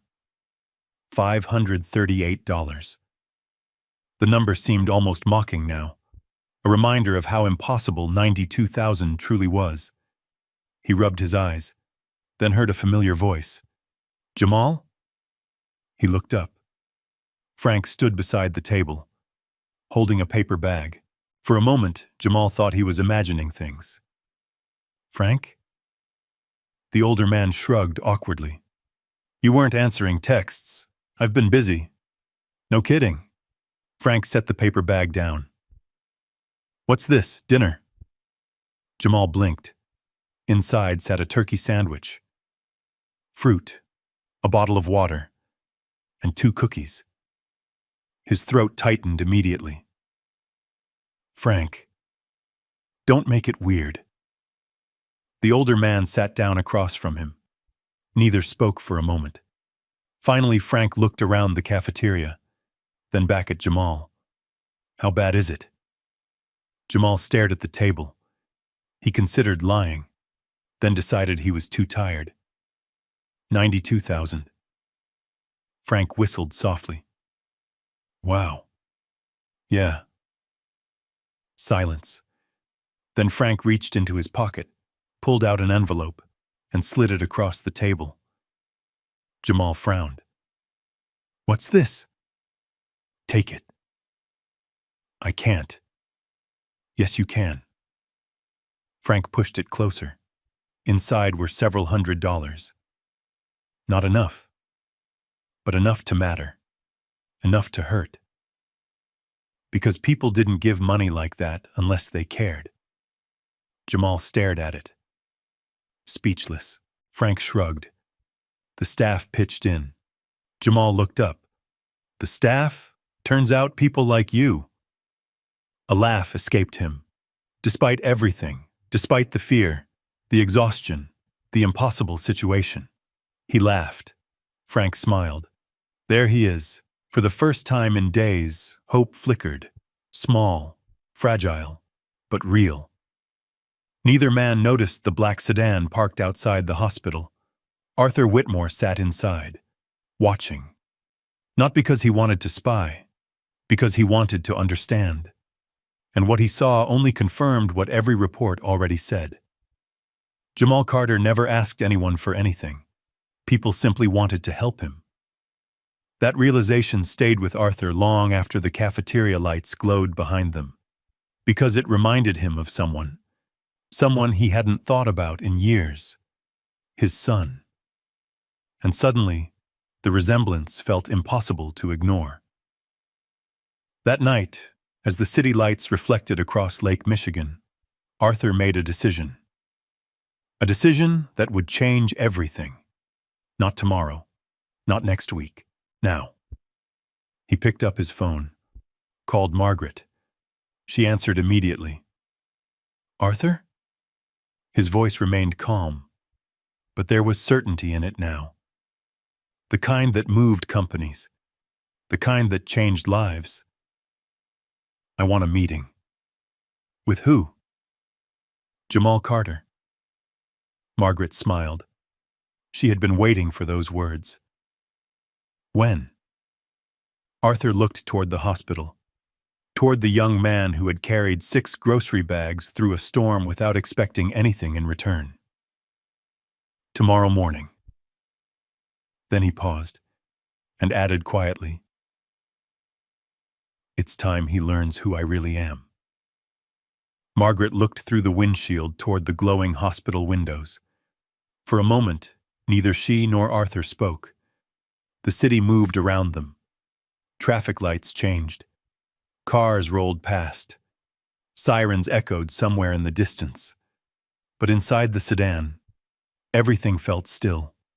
Arthur Whitmore kept watching the hospital entrance, watching the place where Jamal Carter had spent the last 3 days fighting a battle no 18-year-old should ever have to fight. He isn't going to ask for help, Margaret said finally. I know. He'll probably refuse it. Arthur nodded. I know that too. Margaret smiled faintly. Then this should be interesting. A small smile appeared on Arthur's face, the first genuine smile she had seen from him in years. The following morning arrived cold and bright. Sunlight reflected off glass towers downtown. Chicago looked clean after days of rain. At Greenfield Medical Center, Jamal woke in a waiting room chair. His neck hurt. His back hurt. His phone battery was nearly dead. For a few seconds, he forgot where he was. Then reality returned. 72 hours. $92,000. Grandma Gloria. The surgery. The fear.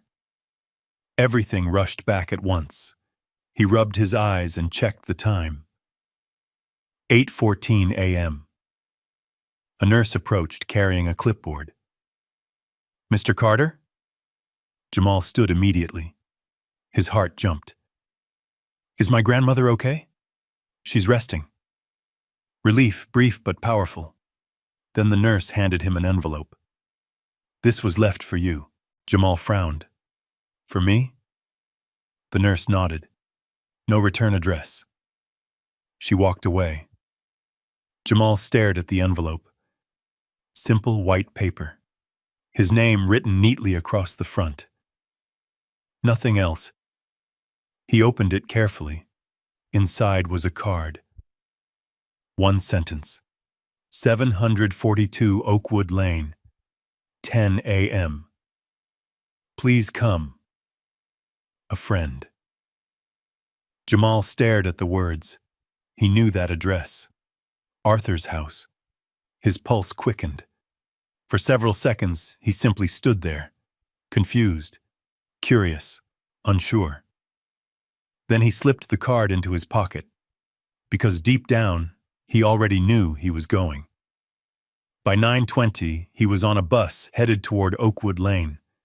The ride felt longer than before, maybe because this time he wasn't carrying groceries. He was carrying questions. The neighborhoods gradually changed outside the windows. The streets became cleaner. The homes became larger. The lawns became greener. Every mile felt like crossing into a different world. By 9:52, Jamal stood outside the iron gate, the same gate he had walked through in the rain. The same house, the same ivy-covered brick walls. But everything felt different now, because this time he wasn't arriving as a stranger helping an old man. He was arriving because he had been invited. The gate opened before he touched it. A voice came through the intercom. Come in, Jamal. Margaret. He followed the stone pathway toward the front door. His worn shoes clicked softly against the pavement. The door opened. Margaret greeted him with a warm smile. Good morning. Morning. She stepped aside. Arthur is waiting for you. Jamal entered. The house felt even larger than he remembered.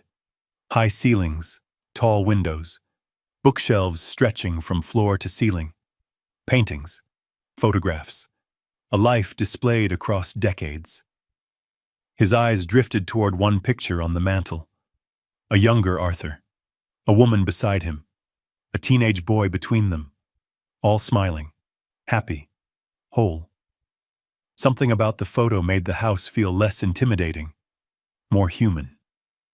Jamal. Arthur's voice pulled him back. The old man stood near the fireplace. Today he looked stronger, cleaner, more confident. Not like the frail figure struggling in the grocery store parking lot. Yet his eyes remained the same. Kind, thoughtful. Jamal smiled. Mr. Arthur. Arthur chuckled. Please sit. Jamal obeyed. A leather chair swallowed him whole. Margaret quietly placed coffee on the table, then moved toward the far side of the room. Arthur sat opposite him. For a moment, neither spoke.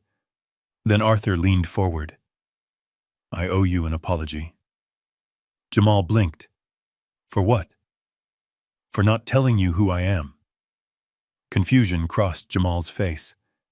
Arthur smiled faintly, then gestured toward a framed newspaper hanging on the wall. Jamal followed his hand. His eyes widened. The headline filled half the page. Whitmore Holdings opens new community center. Beneath it stood Arthur, much younger, standing beside politicians and business leaders. Jamal looked back at him, then toward another photograph, then another. Slowly, realization began forming. His eyes widened further. You... Arthur nodded. Yes. The Arthur Whitmore? Another nod. Jamal sat back in stunned silence, because suddenly pieces started connecting.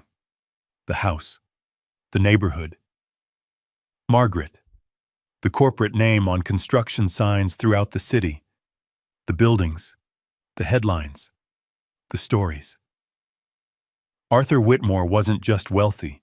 He was one of the most influential businessmen in Illinois, and Jamal had spent 3 miles talking to him like he was just another lonely old man.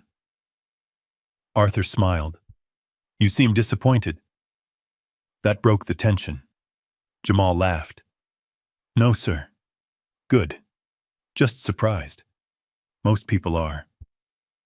Silence settled again. Comfortable this time. Then Arthur became serious. I asked you here because I learned about your grandmother. Jamal's smile faded. The reality returned instantly. Arthur noticed. He continued carefully. I know about the surgery. Jamal lowered his eyes. And I know about the $92,000. The room grew quiet. A clock ticked somewhere nearby. Outside, wind stirred leaves across the lawn. Arthur watched the young man sitting across from him. The exhaustion, the worry, the determination. Everything he had seen in the reports. Everything Margaret had described. Everything he had witnessed himself. It was all real. Finally, Arthur spoke. Jamal. Yes, sir? What would you do if money wasn't the problem? The question caught him completely off guard. He frowned. What do you mean? If the surgery was handled. Jamal stared at him. If the bills disappeared. His heart began beating faster. If your grandmother was safe.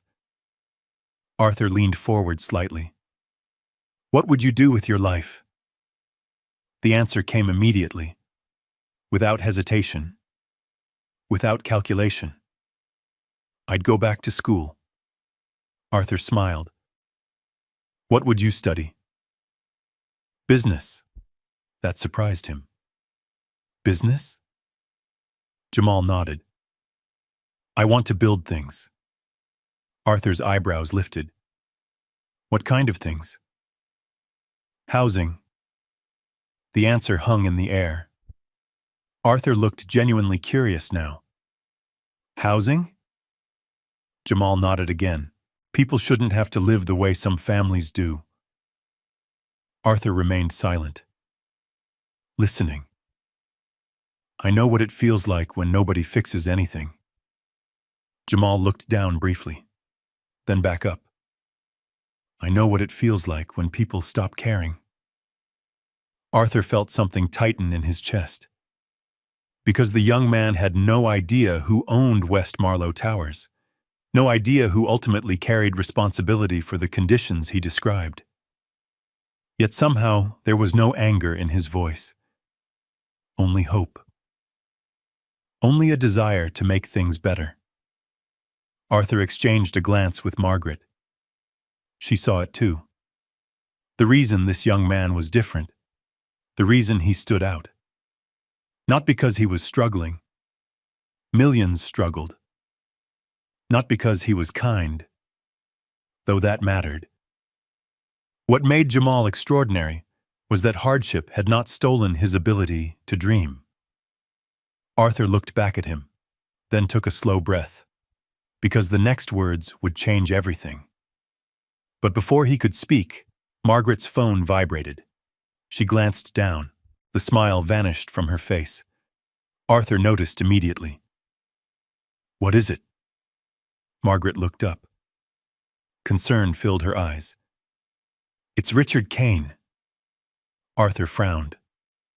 What about him? Margaret swallowed. He just made a call to someone inside the company. A pause. Then she added quietly, I think he's figured out who Jamal is. Arthur's expression hardened instantly, because he knew exactly what that meant. And for the first time, the situation felt dangerous. Not for him. For Jamal. And somewhere across the city, Richard Kane was already making plans of his own. The moment Margaret delivered the warning, Arthur Whitmore's expression changed. Jamal noticed it immediately. A few seconds earlier, the old billionaire had looked thoughtful. Now he looked dangerous. Not loud, not angry, something colder. The kind of calm that appeared when a man who had built an empire recognized a threat. What did he do? Arthur asked. Margaret looked at her phone. The details are still coming in. Jamal shifted uneasily in his chair. Who is Richard Kane? Arthur and Margaret exchanged a glance. Neither answered immediately. That alone told Jamal enough. Something was wrong. Arthur finally spoke. He manages the property where you live. Jamal frowned. The apartment building? Arthur nodded. A strange feeling settled in Jamal's stomach. Because if Richard Kane was involved, nothing good ever followed. The man seemed to enjoy making life harder for people already struggling. Late rent, broken elevators, maintenance requests. Richard always had a reason why nothing could be fixed, or why someone else was to blame. Arthur stood. I'll handle this. Jamal looked confused. Handle what? Arthur hesitated, then offered a reassuring smile. Hopefully nothing. But even he didn't believe that. An hour later, Jamal returned to the hospital. The meeting with Arthur had left him overwhelmed. He still couldn't fully process everything. Arthur Whitmore. The Arthur Whitmore, one of the richest men in Illinois. And somehow that man knew his name, knew Gloria's situation, knew about the surgery. The entire bus ride back felt unreal. By the time he reached Greenfield Medical Center, the sky had darkened again. Heavy clouds gathered above the city. A storm threatened in the distance. The hospital lobby buzzed with activity. Visitors moved through hallways. Phones rang. Elevators opened and closed. Life continued as usual. Jamal headed straight toward Gloria's room. He found her awake, a blanket tucked neatly around her shoulders. a television playing softly near the bed. Her smile appeared instantly when she saw him. "Well," Jamal laughed. "Well, what?" "You met your mysterious friend." News traveled fast when Gloria wanted answers. He pulled a chair beside her bed, then told her everything. The mansion, the photographs, Arthur's identity, the conversation, the questions about school, the questions about the future. Gloria listened carefully. Her eyes widened once or twice, but she didn't seem shocked. If anything, she seemed amused. When he finished, she smiled. "I knew it." Jamal blinked. "Knew what?" "That old man wasn't ordinary.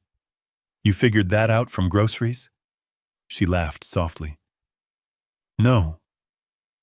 "Then how?" Gloria looked toward the window. Rain had begun tapping lightly against the glass. The truly wealthy never talk about money. Jamal shook his head. "I still don't understand why he's helping." Gloria studied him, then smiled sadly. "Because maybe he needed help too." The answer lingered in the room. Before Jamal could respond, a knock interrupted them. The door opened. Two uniformed police officers stepped inside. Immediately, something felt wrong. Not because of the uniforms, because of their expressions.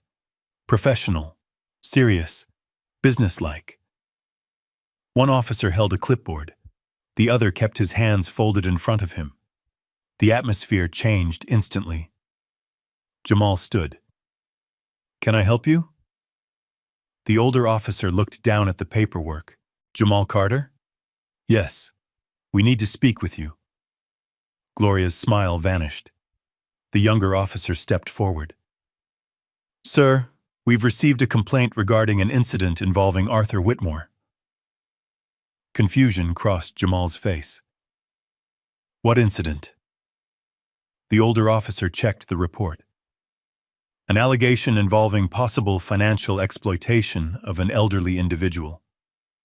Silence. The words barely made sense. "What?" The officer continued. "The complaint states that you may have deliberately targeted Mr. Whitmore."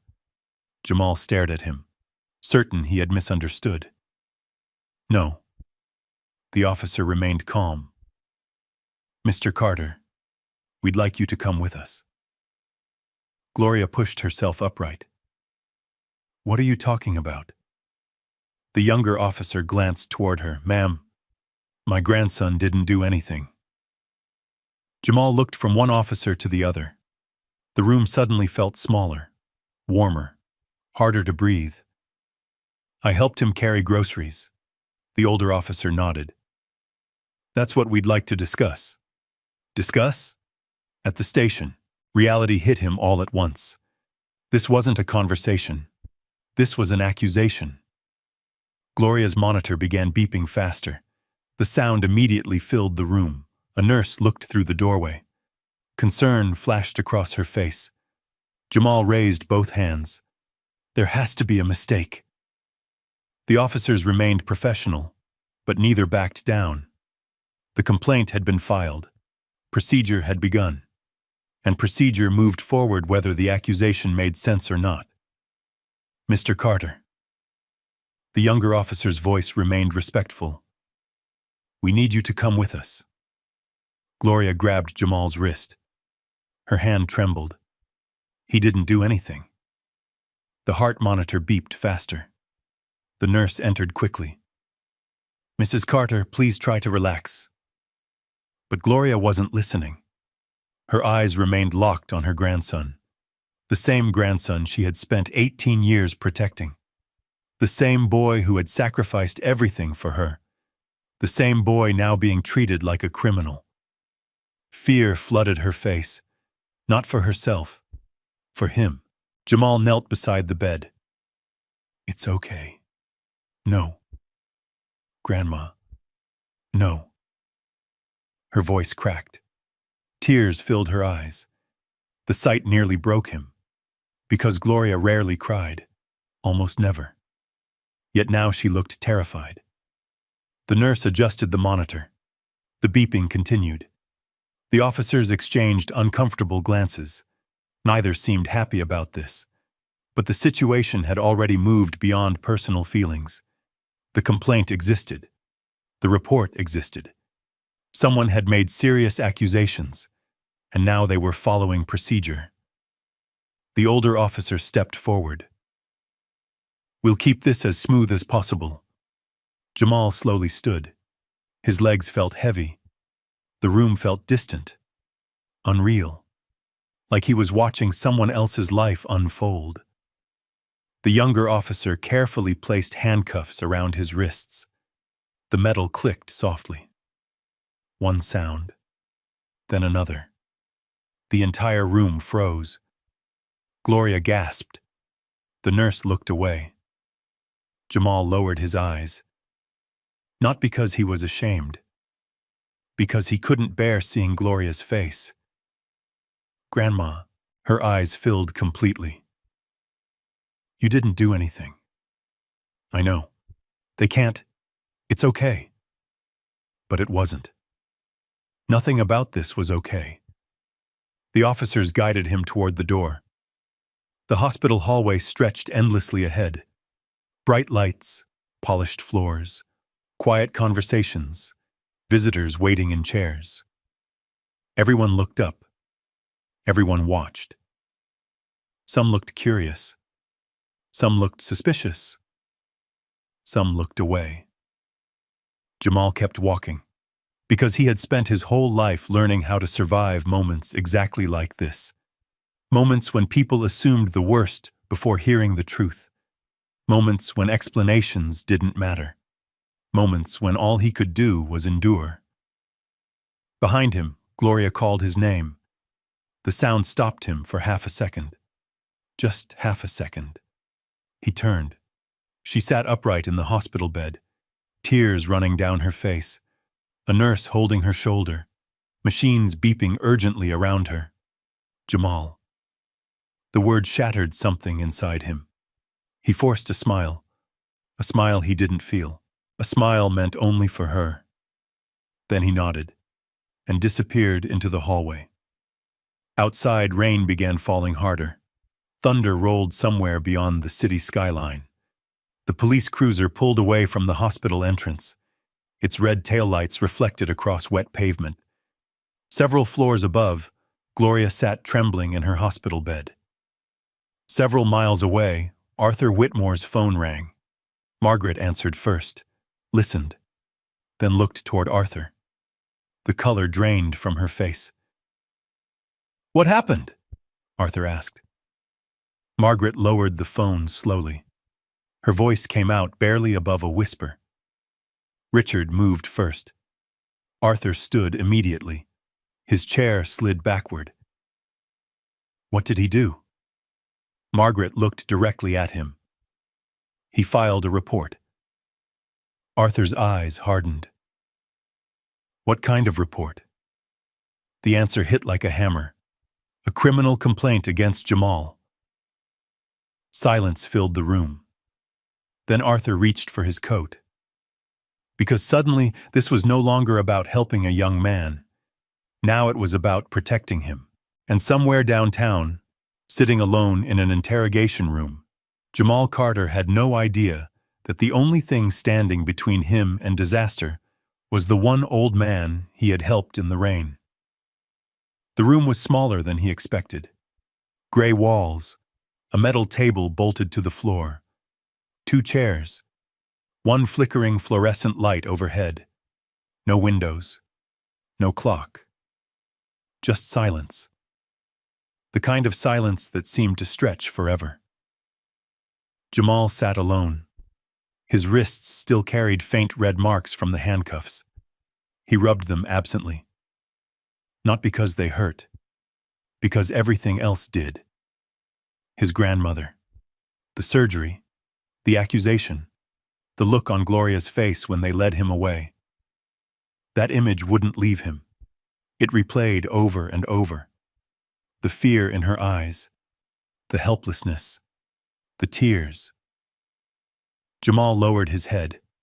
For the first time in days, he felt exhausted enough to collapse. The door opened. A detective entered carrying a folder.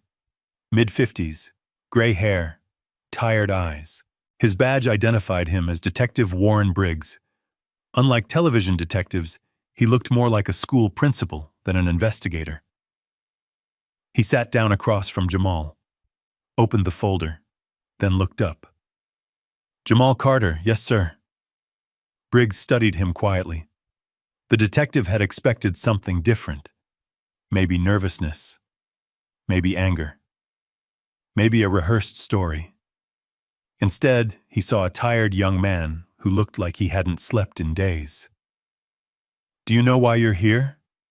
Jamal nodded. "Because somebody lied." Briggs raised an eyebrow. That wasn't the answer he expected. "Tell me what happened." Jamal took a slow breath, then started from the beginning. The grocery store, the rain, the 6 bags, Arthur, the walk, the house, the invitation. Everything.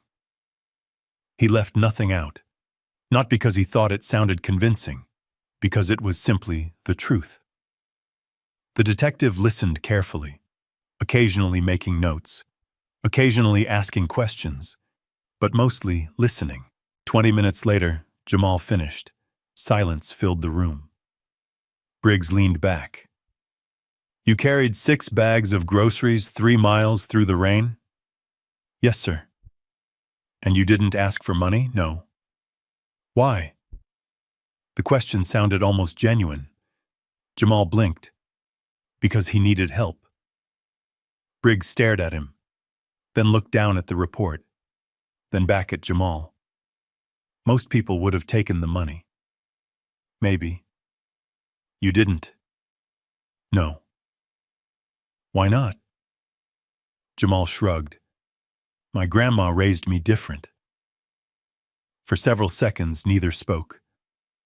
Finally, Briggs closed the folder. The detective had spent 27 years interviewing people. He had become good at spotting lies. Very good.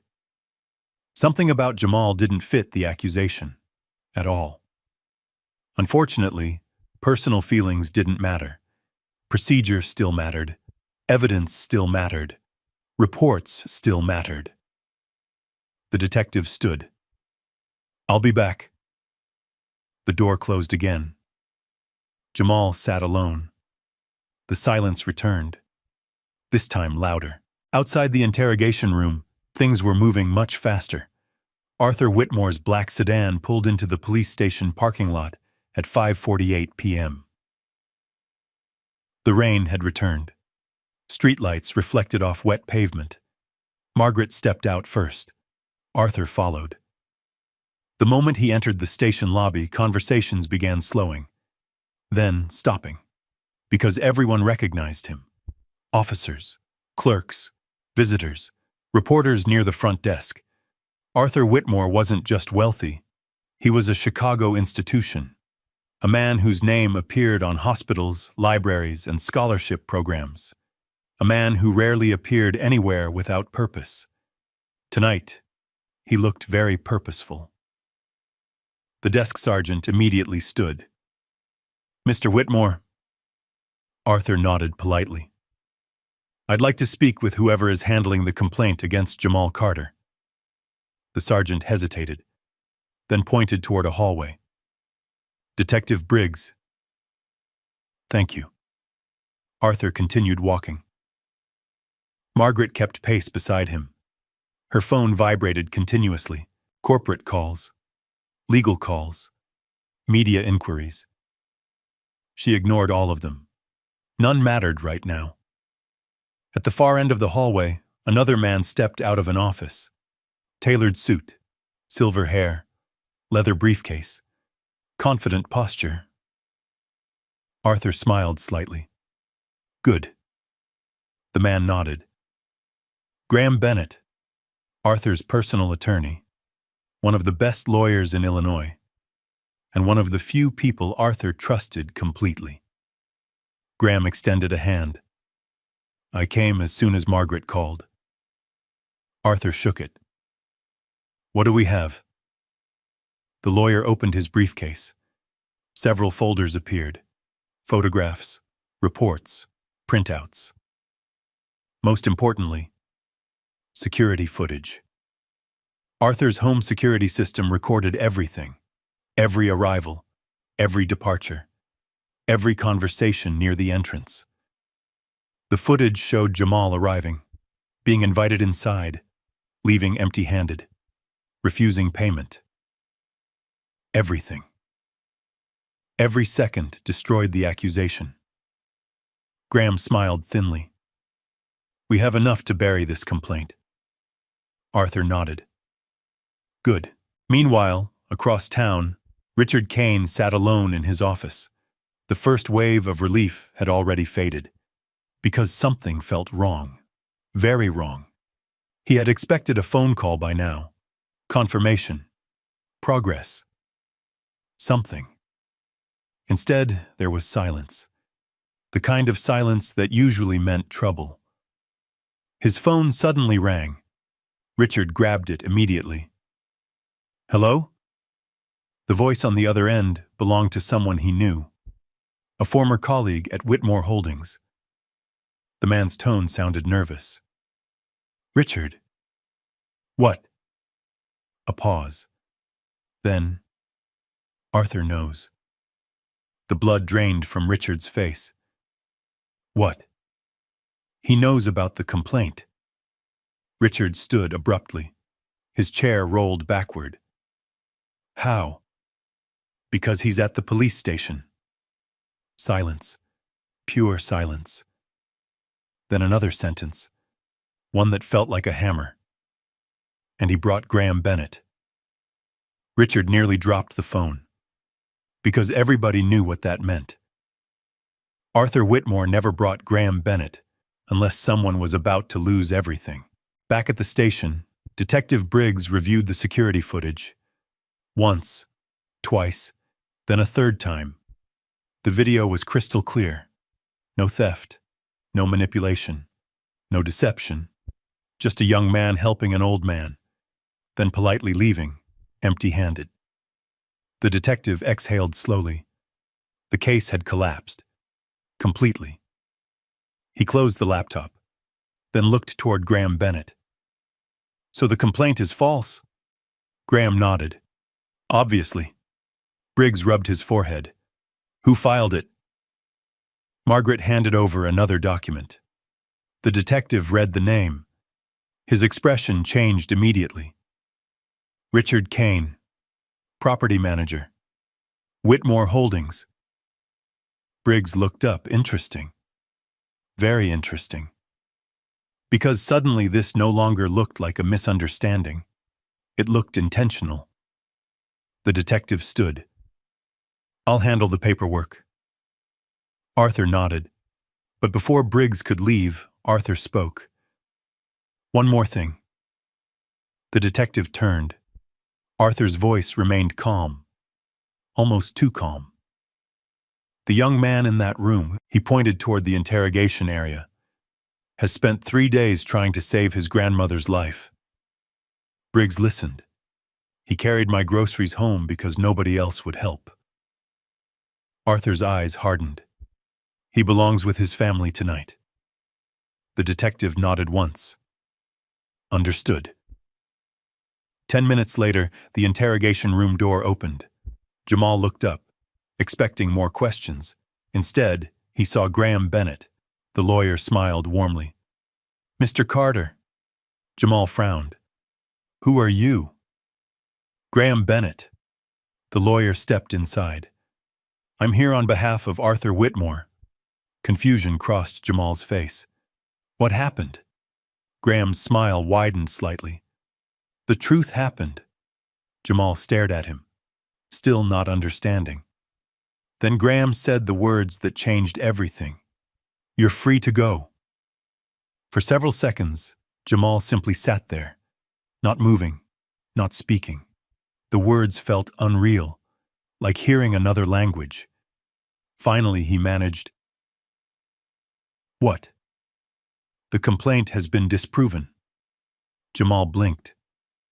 Disproven? The security footage tells a very different story. Slowly, the reality began sinking in.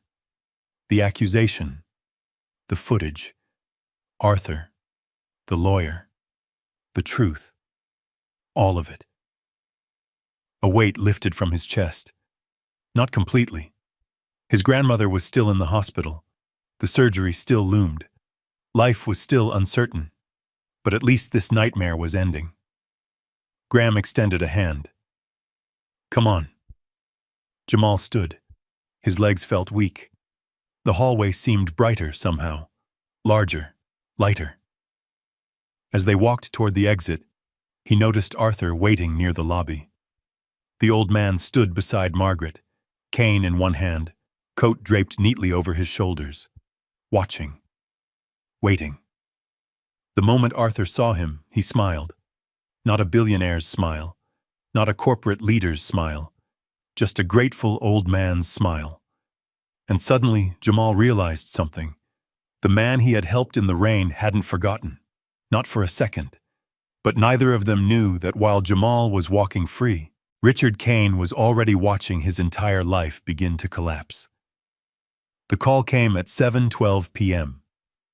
Richard was still sitting in his office, the same office where he had spent years hiding complaints, ignoring repairs, avoiding accountability. The same office where he once felt untouchable. Now every ringing phone sounded like a threat. Every email felt dangerous. His cell phone vibrated. A corporate number. Richard answered immediately. "Hello?" The voice on the other end was brief, professional, cold. "Mr. Kane." "Yes?" "There will be an executive meeting tonight." Richard frowned. "Tonight?" 8 o'clock. His stomach tightened. "What is this about?" A pause. Then, "Attendance is mandatory." The line disconnected. Richard stared at the phone. No agenda. No explanation. No details. That was worse. Much worse. Because in large companies, surprise meetings rarely brought good news. Across town, Jamal stepped through the hospital doors. The rain had stopped. Fresh night air filled his lungs. For the first time in hours, he wasn't sitting under fluorescent lights. For the first time in days, he wasn't alone. Arthur Whitmore stood beside the black sedan. Margaret nearby. Graham Bennett talking quietly on his phone. Arthur smiled when he saw him. "You look exhausted." Jamal laughed softly. "I feel exhausted." "I imagine so." For a moment, neither spoke. The city lights reflected off wet pavement. Traffic hummed in the distance. Then Arthur looked directly at him. "The surgery is tomorrow morning." Jamal nodded. His chest tightened immediately. Tomorrow. Everything depended on tomorrow. Arthur studied him carefully, then asked, "Have you eaten?" Jamal hesitated. "Wrong answer." Arthur smiled. "I'll take that as a no." 20 minutes later, they sat inside a quiet diner not far from the hospital. The place smelled like coffee and grilled onions. Old country music played softly overhead. A waitress recognized Arthur immediately. Jamal noticed. Everyone seemed to recognize Arthur. Yet the billionaire treated every person exactly the same. The waitress, the cashier, the cook. Everybody. No arrogance, no performance. Just respect. It reminded Jamal of Gloria. The thought made him smile. Arthur noticed. "What?" "You remind me of somebody." Arthur raised an eyebrow. "Should I be worried?" "My grandma." That surprised him. Arthur laughed. I've been called many things. Jamal smiled. But she always says the way you treat people tells the truth about who you are. Arthur looked down at his coffee. The words lingered, because he knew exactly how many people in business forgot that lesson. Eventually, he looked back up, then made a decision. Jamal. Yes, sir? I'm paying for the surgery. The words landed quietly, yet they changed everything. For a second, Jamal thought he misheard. The diner seemed to disappear around him. The sounds, the music, the conversations. Everything faded.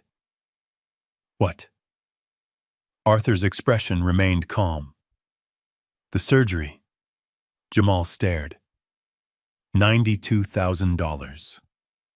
Yes. No. Arthur smiled gently. Yes. Jamal shook his head immediately.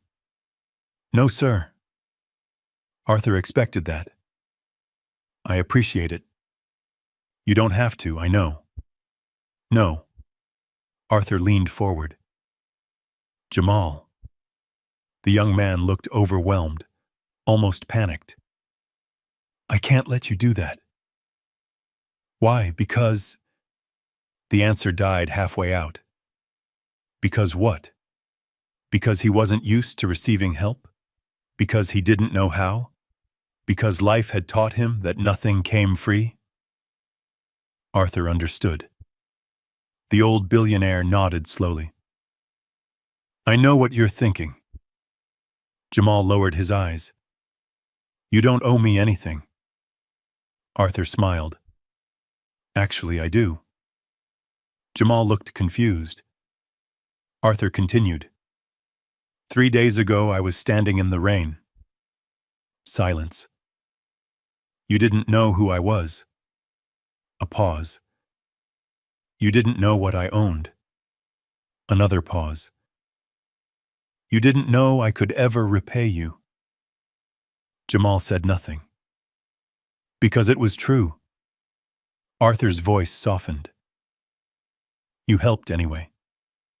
The words settled between them. Simple, honest, powerful. For a moment, neither spoke. Then Arthur added quietly, Let me help. Jamal looked away. His eyes burned. Not because of pride, because hope hurt when you'd lived without it too long. Finally, he nodded. Just once. Arthur smiled. The matter was settled. Across the city, Richard Kane entered Whitmore Tower. The building rose above downtown like a monument of glass and steel. 40 stories, millions of dollars, hundreds of employees. Richard had walked through these doors for 9 years. Tonight felt different. The lobby seemed quieter, colder. Security officers watched him pass. Executives avoided eye contact. Nobody smiled. Nobody greeted him. By the time he reached the executive conference room on the 40th floor, his palms were sweating. The doors stood open. Inside sat the entire board, corporate attorneys, department heads, senior executives, Margaret Cole. And at the head of the table, Arthur Whitmore. Richard immediately knew. The fear he'd been fighting all day became certainty. They knew. Everyone knew. Sit down, Richard. Arthur's voice remained calm. That somehow made it worse. Richard sat. The conference room overlooked the entire city. Thousands of lights glittered below. Nobody admired the view. Margaret clicked a button. The projector came alive. The first image appeared. West Marlow Towers. Maintenance reports. Repair requests. Tenant complaints. Month after month. Year after year. Ignored. Another slide appeared. Financial records. Approved repair budgets. Money allocated. Money withdrawn. Repairs never completed. Richard felt his throat tighten. The room remained silent. Then came the next slide. Gloria Carter. Apartment 4B. Medical accommodation requests. Elevator complaints. Safety concerns. Ignored. Arthur finally stood. Slowly. Deliberately. The room grew even quieter. 9 years ago, Arthur began, I hired Richard Kane to help manage our residential properties. Nobody interrupted. Arthur continued. His responsibility was simple. He looked directly at Richard. Take care of the people. The words echoed through the room. Richard stared at the table, unable to look up. Arthur's voice remained steady. Instead, he ignored them. Another slide appeared. Photographs, broken elevators, unsafe stairwells, leaking ceilings, damaged apartments. More silence. Then Arthur showed the final image. Jamal Carter, standing in the rain, carrying 6 grocery bags. Richard's stomach dropped. Arthur looked around the room. 3 days ago, this young man helped me. The board members watched quietly. He expected nothing. Arthur paused. Nothing. The word hung in the air. Then Arthur looked back at Richard. And when Mr. Kane learned I was helping that young man, he filed a false complaint against him. No one moved. No one spoke.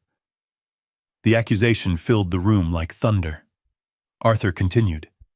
He attempted to destroy the reputation of an 18-year-old boy whose only mistake was being more honorable than the adults around him. Richard finally spoke. His voice sounded weak. Arthur, no. The single word stopped him. Arthur rarely raised his voice. He didn't need to. The disappointment alone was devastating. You had opportunities. Richard lowered his eyes. You had responsibilities. Another pause. You failed both. The board chairman cleared his throat, then called for a vote. The result took less than 30 seconds. Unanimous. Termination. Full investigation. Referral to authorities regarding the false complaint. 9 years ended in under a minute. Security waited outside the room. Richard stood slowly. Nobody looked at him. Nobody defended him. Nobody argued. The meeting was over. His career was over. And deep down, he knew he deserved it. Half an hour later, he rode the elevator down alone. The cardboard box in his arms felt heavier than it should have. When the doors opened into the lobby, he stepped forward, then froze. Standing near the entrance was Jamal Carter. He had just arrived with Arthur. The two men looked at each other. For a moment, neither spoke. Richard expected anger, expected satisfaction, expected revenge. Instead, he saw something else. Disappointment. Quiet disappointment. The same look Gloria sometimes gave people who should have known better. Richard looked away first. He couldn't help it. Jamal watched him leave, then watched the doors close behind him. Arthur stepped beside him. Neither man said anything for several seconds. Then Arthur placed a hand on his shoulder. You know what I learned after 40 years in business? Jamal glanced toward him. What? Arthur smiled. The most valuable people in any room usually aren't the richest. The city lights sparkled beyond the glass. The storm was finally gone, and for the first time since Gloria entered the hospital, Jamal felt something he hadn't allowed himself to feel. Hope. Real hope. Because tomorrow morning, Gloria would enter surgery, and whether she lived or died, everything had already changed. The hospital waiting room was nearly empty. Outside, dawn slowly painted the Chicago skyline in shades of gold and pale blue. The storm that had dominated the city for days had finally passed. Sunlight touched the glass towers downtown. The streets below glistened from the night's rain. Inside Greenfield Medical Center, Jamal Carter sat alone. His elbows rested on his knees. His hands were clasped together. His eyes never left the surgical doors. Everything came down to this. 3 days, 72 hours, $92,000. Fear, hope, prayer. All of it had led here. A nurse passed, then another. Families whispered nearby. Coffee machines hummed. The world kept moving. Yet for Jamal, time felt frozen. Every minute stretched endlessly. Every second carried weight. Arthur Whitmore sat beside him. Neither man spoke much. Words felt unnecessary. Sometimes the greatest comfort was simply not being alone. Margaret arrived shortly after sunrise. Then Graham Bennett. Then Frank from the community kitchen. One by one, people gathered. Not because anyone asked them to, because they cared. Jamal noticed, and for the first time in years, he realized something. He wasn't as alone as he had always believed. 3 hours passed, then 4. The waiting room grew brighter as morning turned toward noon. Finally, the surgical doors opened. Dr. Reynolds stepped through. Everyone stood. Jamal's heart nearly stopped. The doctor's expression revealed nothing. For a moment, the silence felt unbearable. Then she smiled. A real smile. The kind doctors rarely gave unless they carried good news. She made it. The words hit Jamal like sunlight breaking through clouds. For a second, he couldn't move, couldn't breathe, couldn't think. Her heart responded beautifully. The doctor's smile widened. The surgery was successful. Everything blurred. The room, the people, the lights. All of it disappeared behind a wave of emotion he had spent years holding back. Jamal covered his face and cried. Not quietly, not politely, not the way adults often forced themselves to cry. This was different. These were 18 years of fear, 18 years of sacrifice, 18 years of carrying burdens too heavy for a child. Everything finally broke free at once. Arthur placed a hand on his shoulder, said nothing, because nothing needed saying. The tears continued, and for once Jamal didn't apologize for them. 2 weeks later, sunlight filled Gloria Carter's hospital room. The oxygen tubes were gone. The machines were quieter. Her color had returned. Strength slowly returned with it. She sat upright near the window, watching children play in a small courtyard below. A smile rested on her face, the kind that only appears after surviving something difficult. A knock came at the door. Arthur entered carrying yellow roses. Gloria laughed immediately. "My favorite."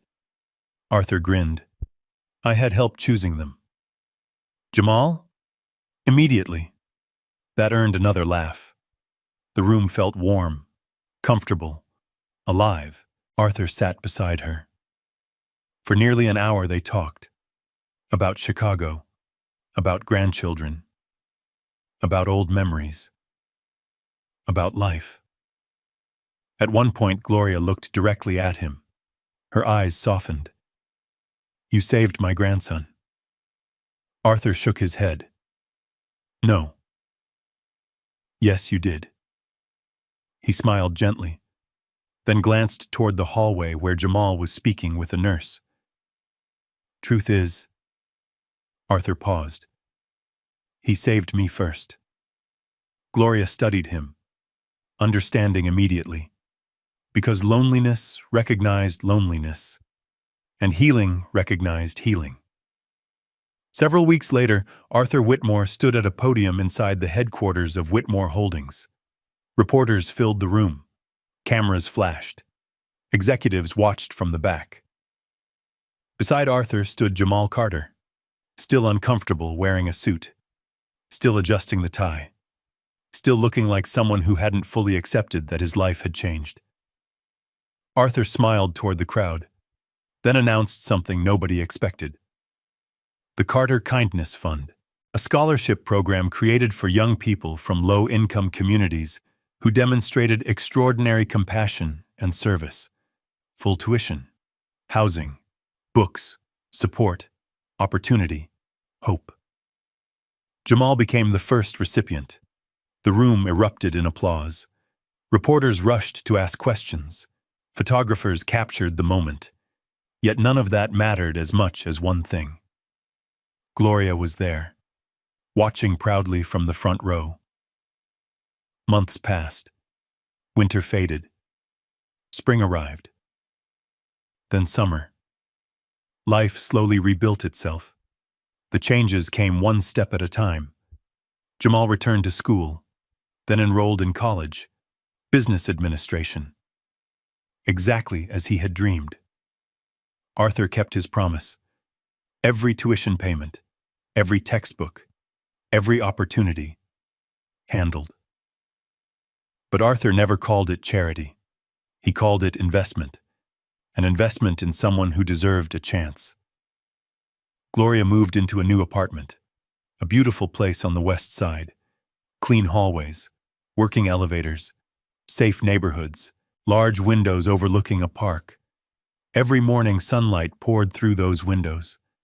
Every morning she smiled. The first thing Jamal hung on the living room wall was a framed photograph. Not of Arthur, not of the scholarship, not of the ceremony. It was a picture of his mother. Beside it sat a photograph of Gloria. Beside that sat a simple picture taken on a rainy afternoon. A picture Margaret had secretly captured. An old white man, a young black teenager. 6 grocery bags. Rain falling around them. Neither smiling, neither posing. Just walking. Helping. Human. Arthur visited often, sometimes for dinner, sometimes for coffee, sometimes for no reason at all. The friendship surprised everyone except the people who understood it best. Gloria once described it perfectly. 2 stubborn men who needed each other. Neither Arthur nor Jamal argued. 1 year later, the Carter Kindness Fund had already changed 12 lives, 12 students, 12 families, 12 futures. All because one person chose kindness when nobody was watching. On a cool autumn afternoon, Jamal crossed the university campus carrying a backpack and a stack of books. Leaves drifted across walkways. Students hurried between classes. The future stretched ahead of him. Bright. Possible. Earned. His phone rang. Gloria. He smiled immediately. Hey, Grandma. Did you eat breakfast? Jamal laughed. Some things never changed. Yes. A pause. You're lying. He laughed harder. Maybe. Go eat. Yes, ma'am. The call ended.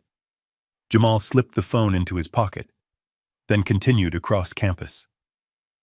Halfway to class, he noticed an elderly man struggling with several grocery bags near a parking lot. One bag split.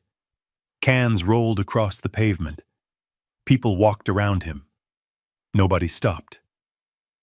For a moment, the scene looked strangely familiar. Jamal smiled, then immediately changed direction. The old man looked up as he approached. You don't have to do that, son. Jamal picked up the cans, placed them back inside the bag, then lifted the groceries. A memory flashed through his mind. Rain. A parking lot. An old man. A decision. The moment everything changed. He smiled. Yeah, Jamal said. I kinda do. Together they started walking. Across campus. Into the afternoon sunlight. And somewhere far behind them, life quietly completed a circle. because Gloria had been right all along. Kindness doesn't disappear. It travels. It echoes. It waits. And sometimes, it finds its way back to the very people who gave it away. If this story touched your heart, leave a comment and share one act of kindness that changed your life. You never know who might need that reminder today. And before you go, I want to ask you something simple. If you believe kindness still matters in this world, type the number 1 in the comments. If you've ever helped someone without expecting anything back, type the number 2. And if you're still waiting for your own miracle, type the number 3 so this community can send some encouragement your way. I read as many comments as I can, and I'd love to know which number you chose. And don't forget to subscribe and turn on notifications, because the next story might be even more powerful than this one. Here on this channel, we share real stories that remind us that good people still exist, hope is never gone, and one small act of kindness can change a life forever. We'll see you in the next story.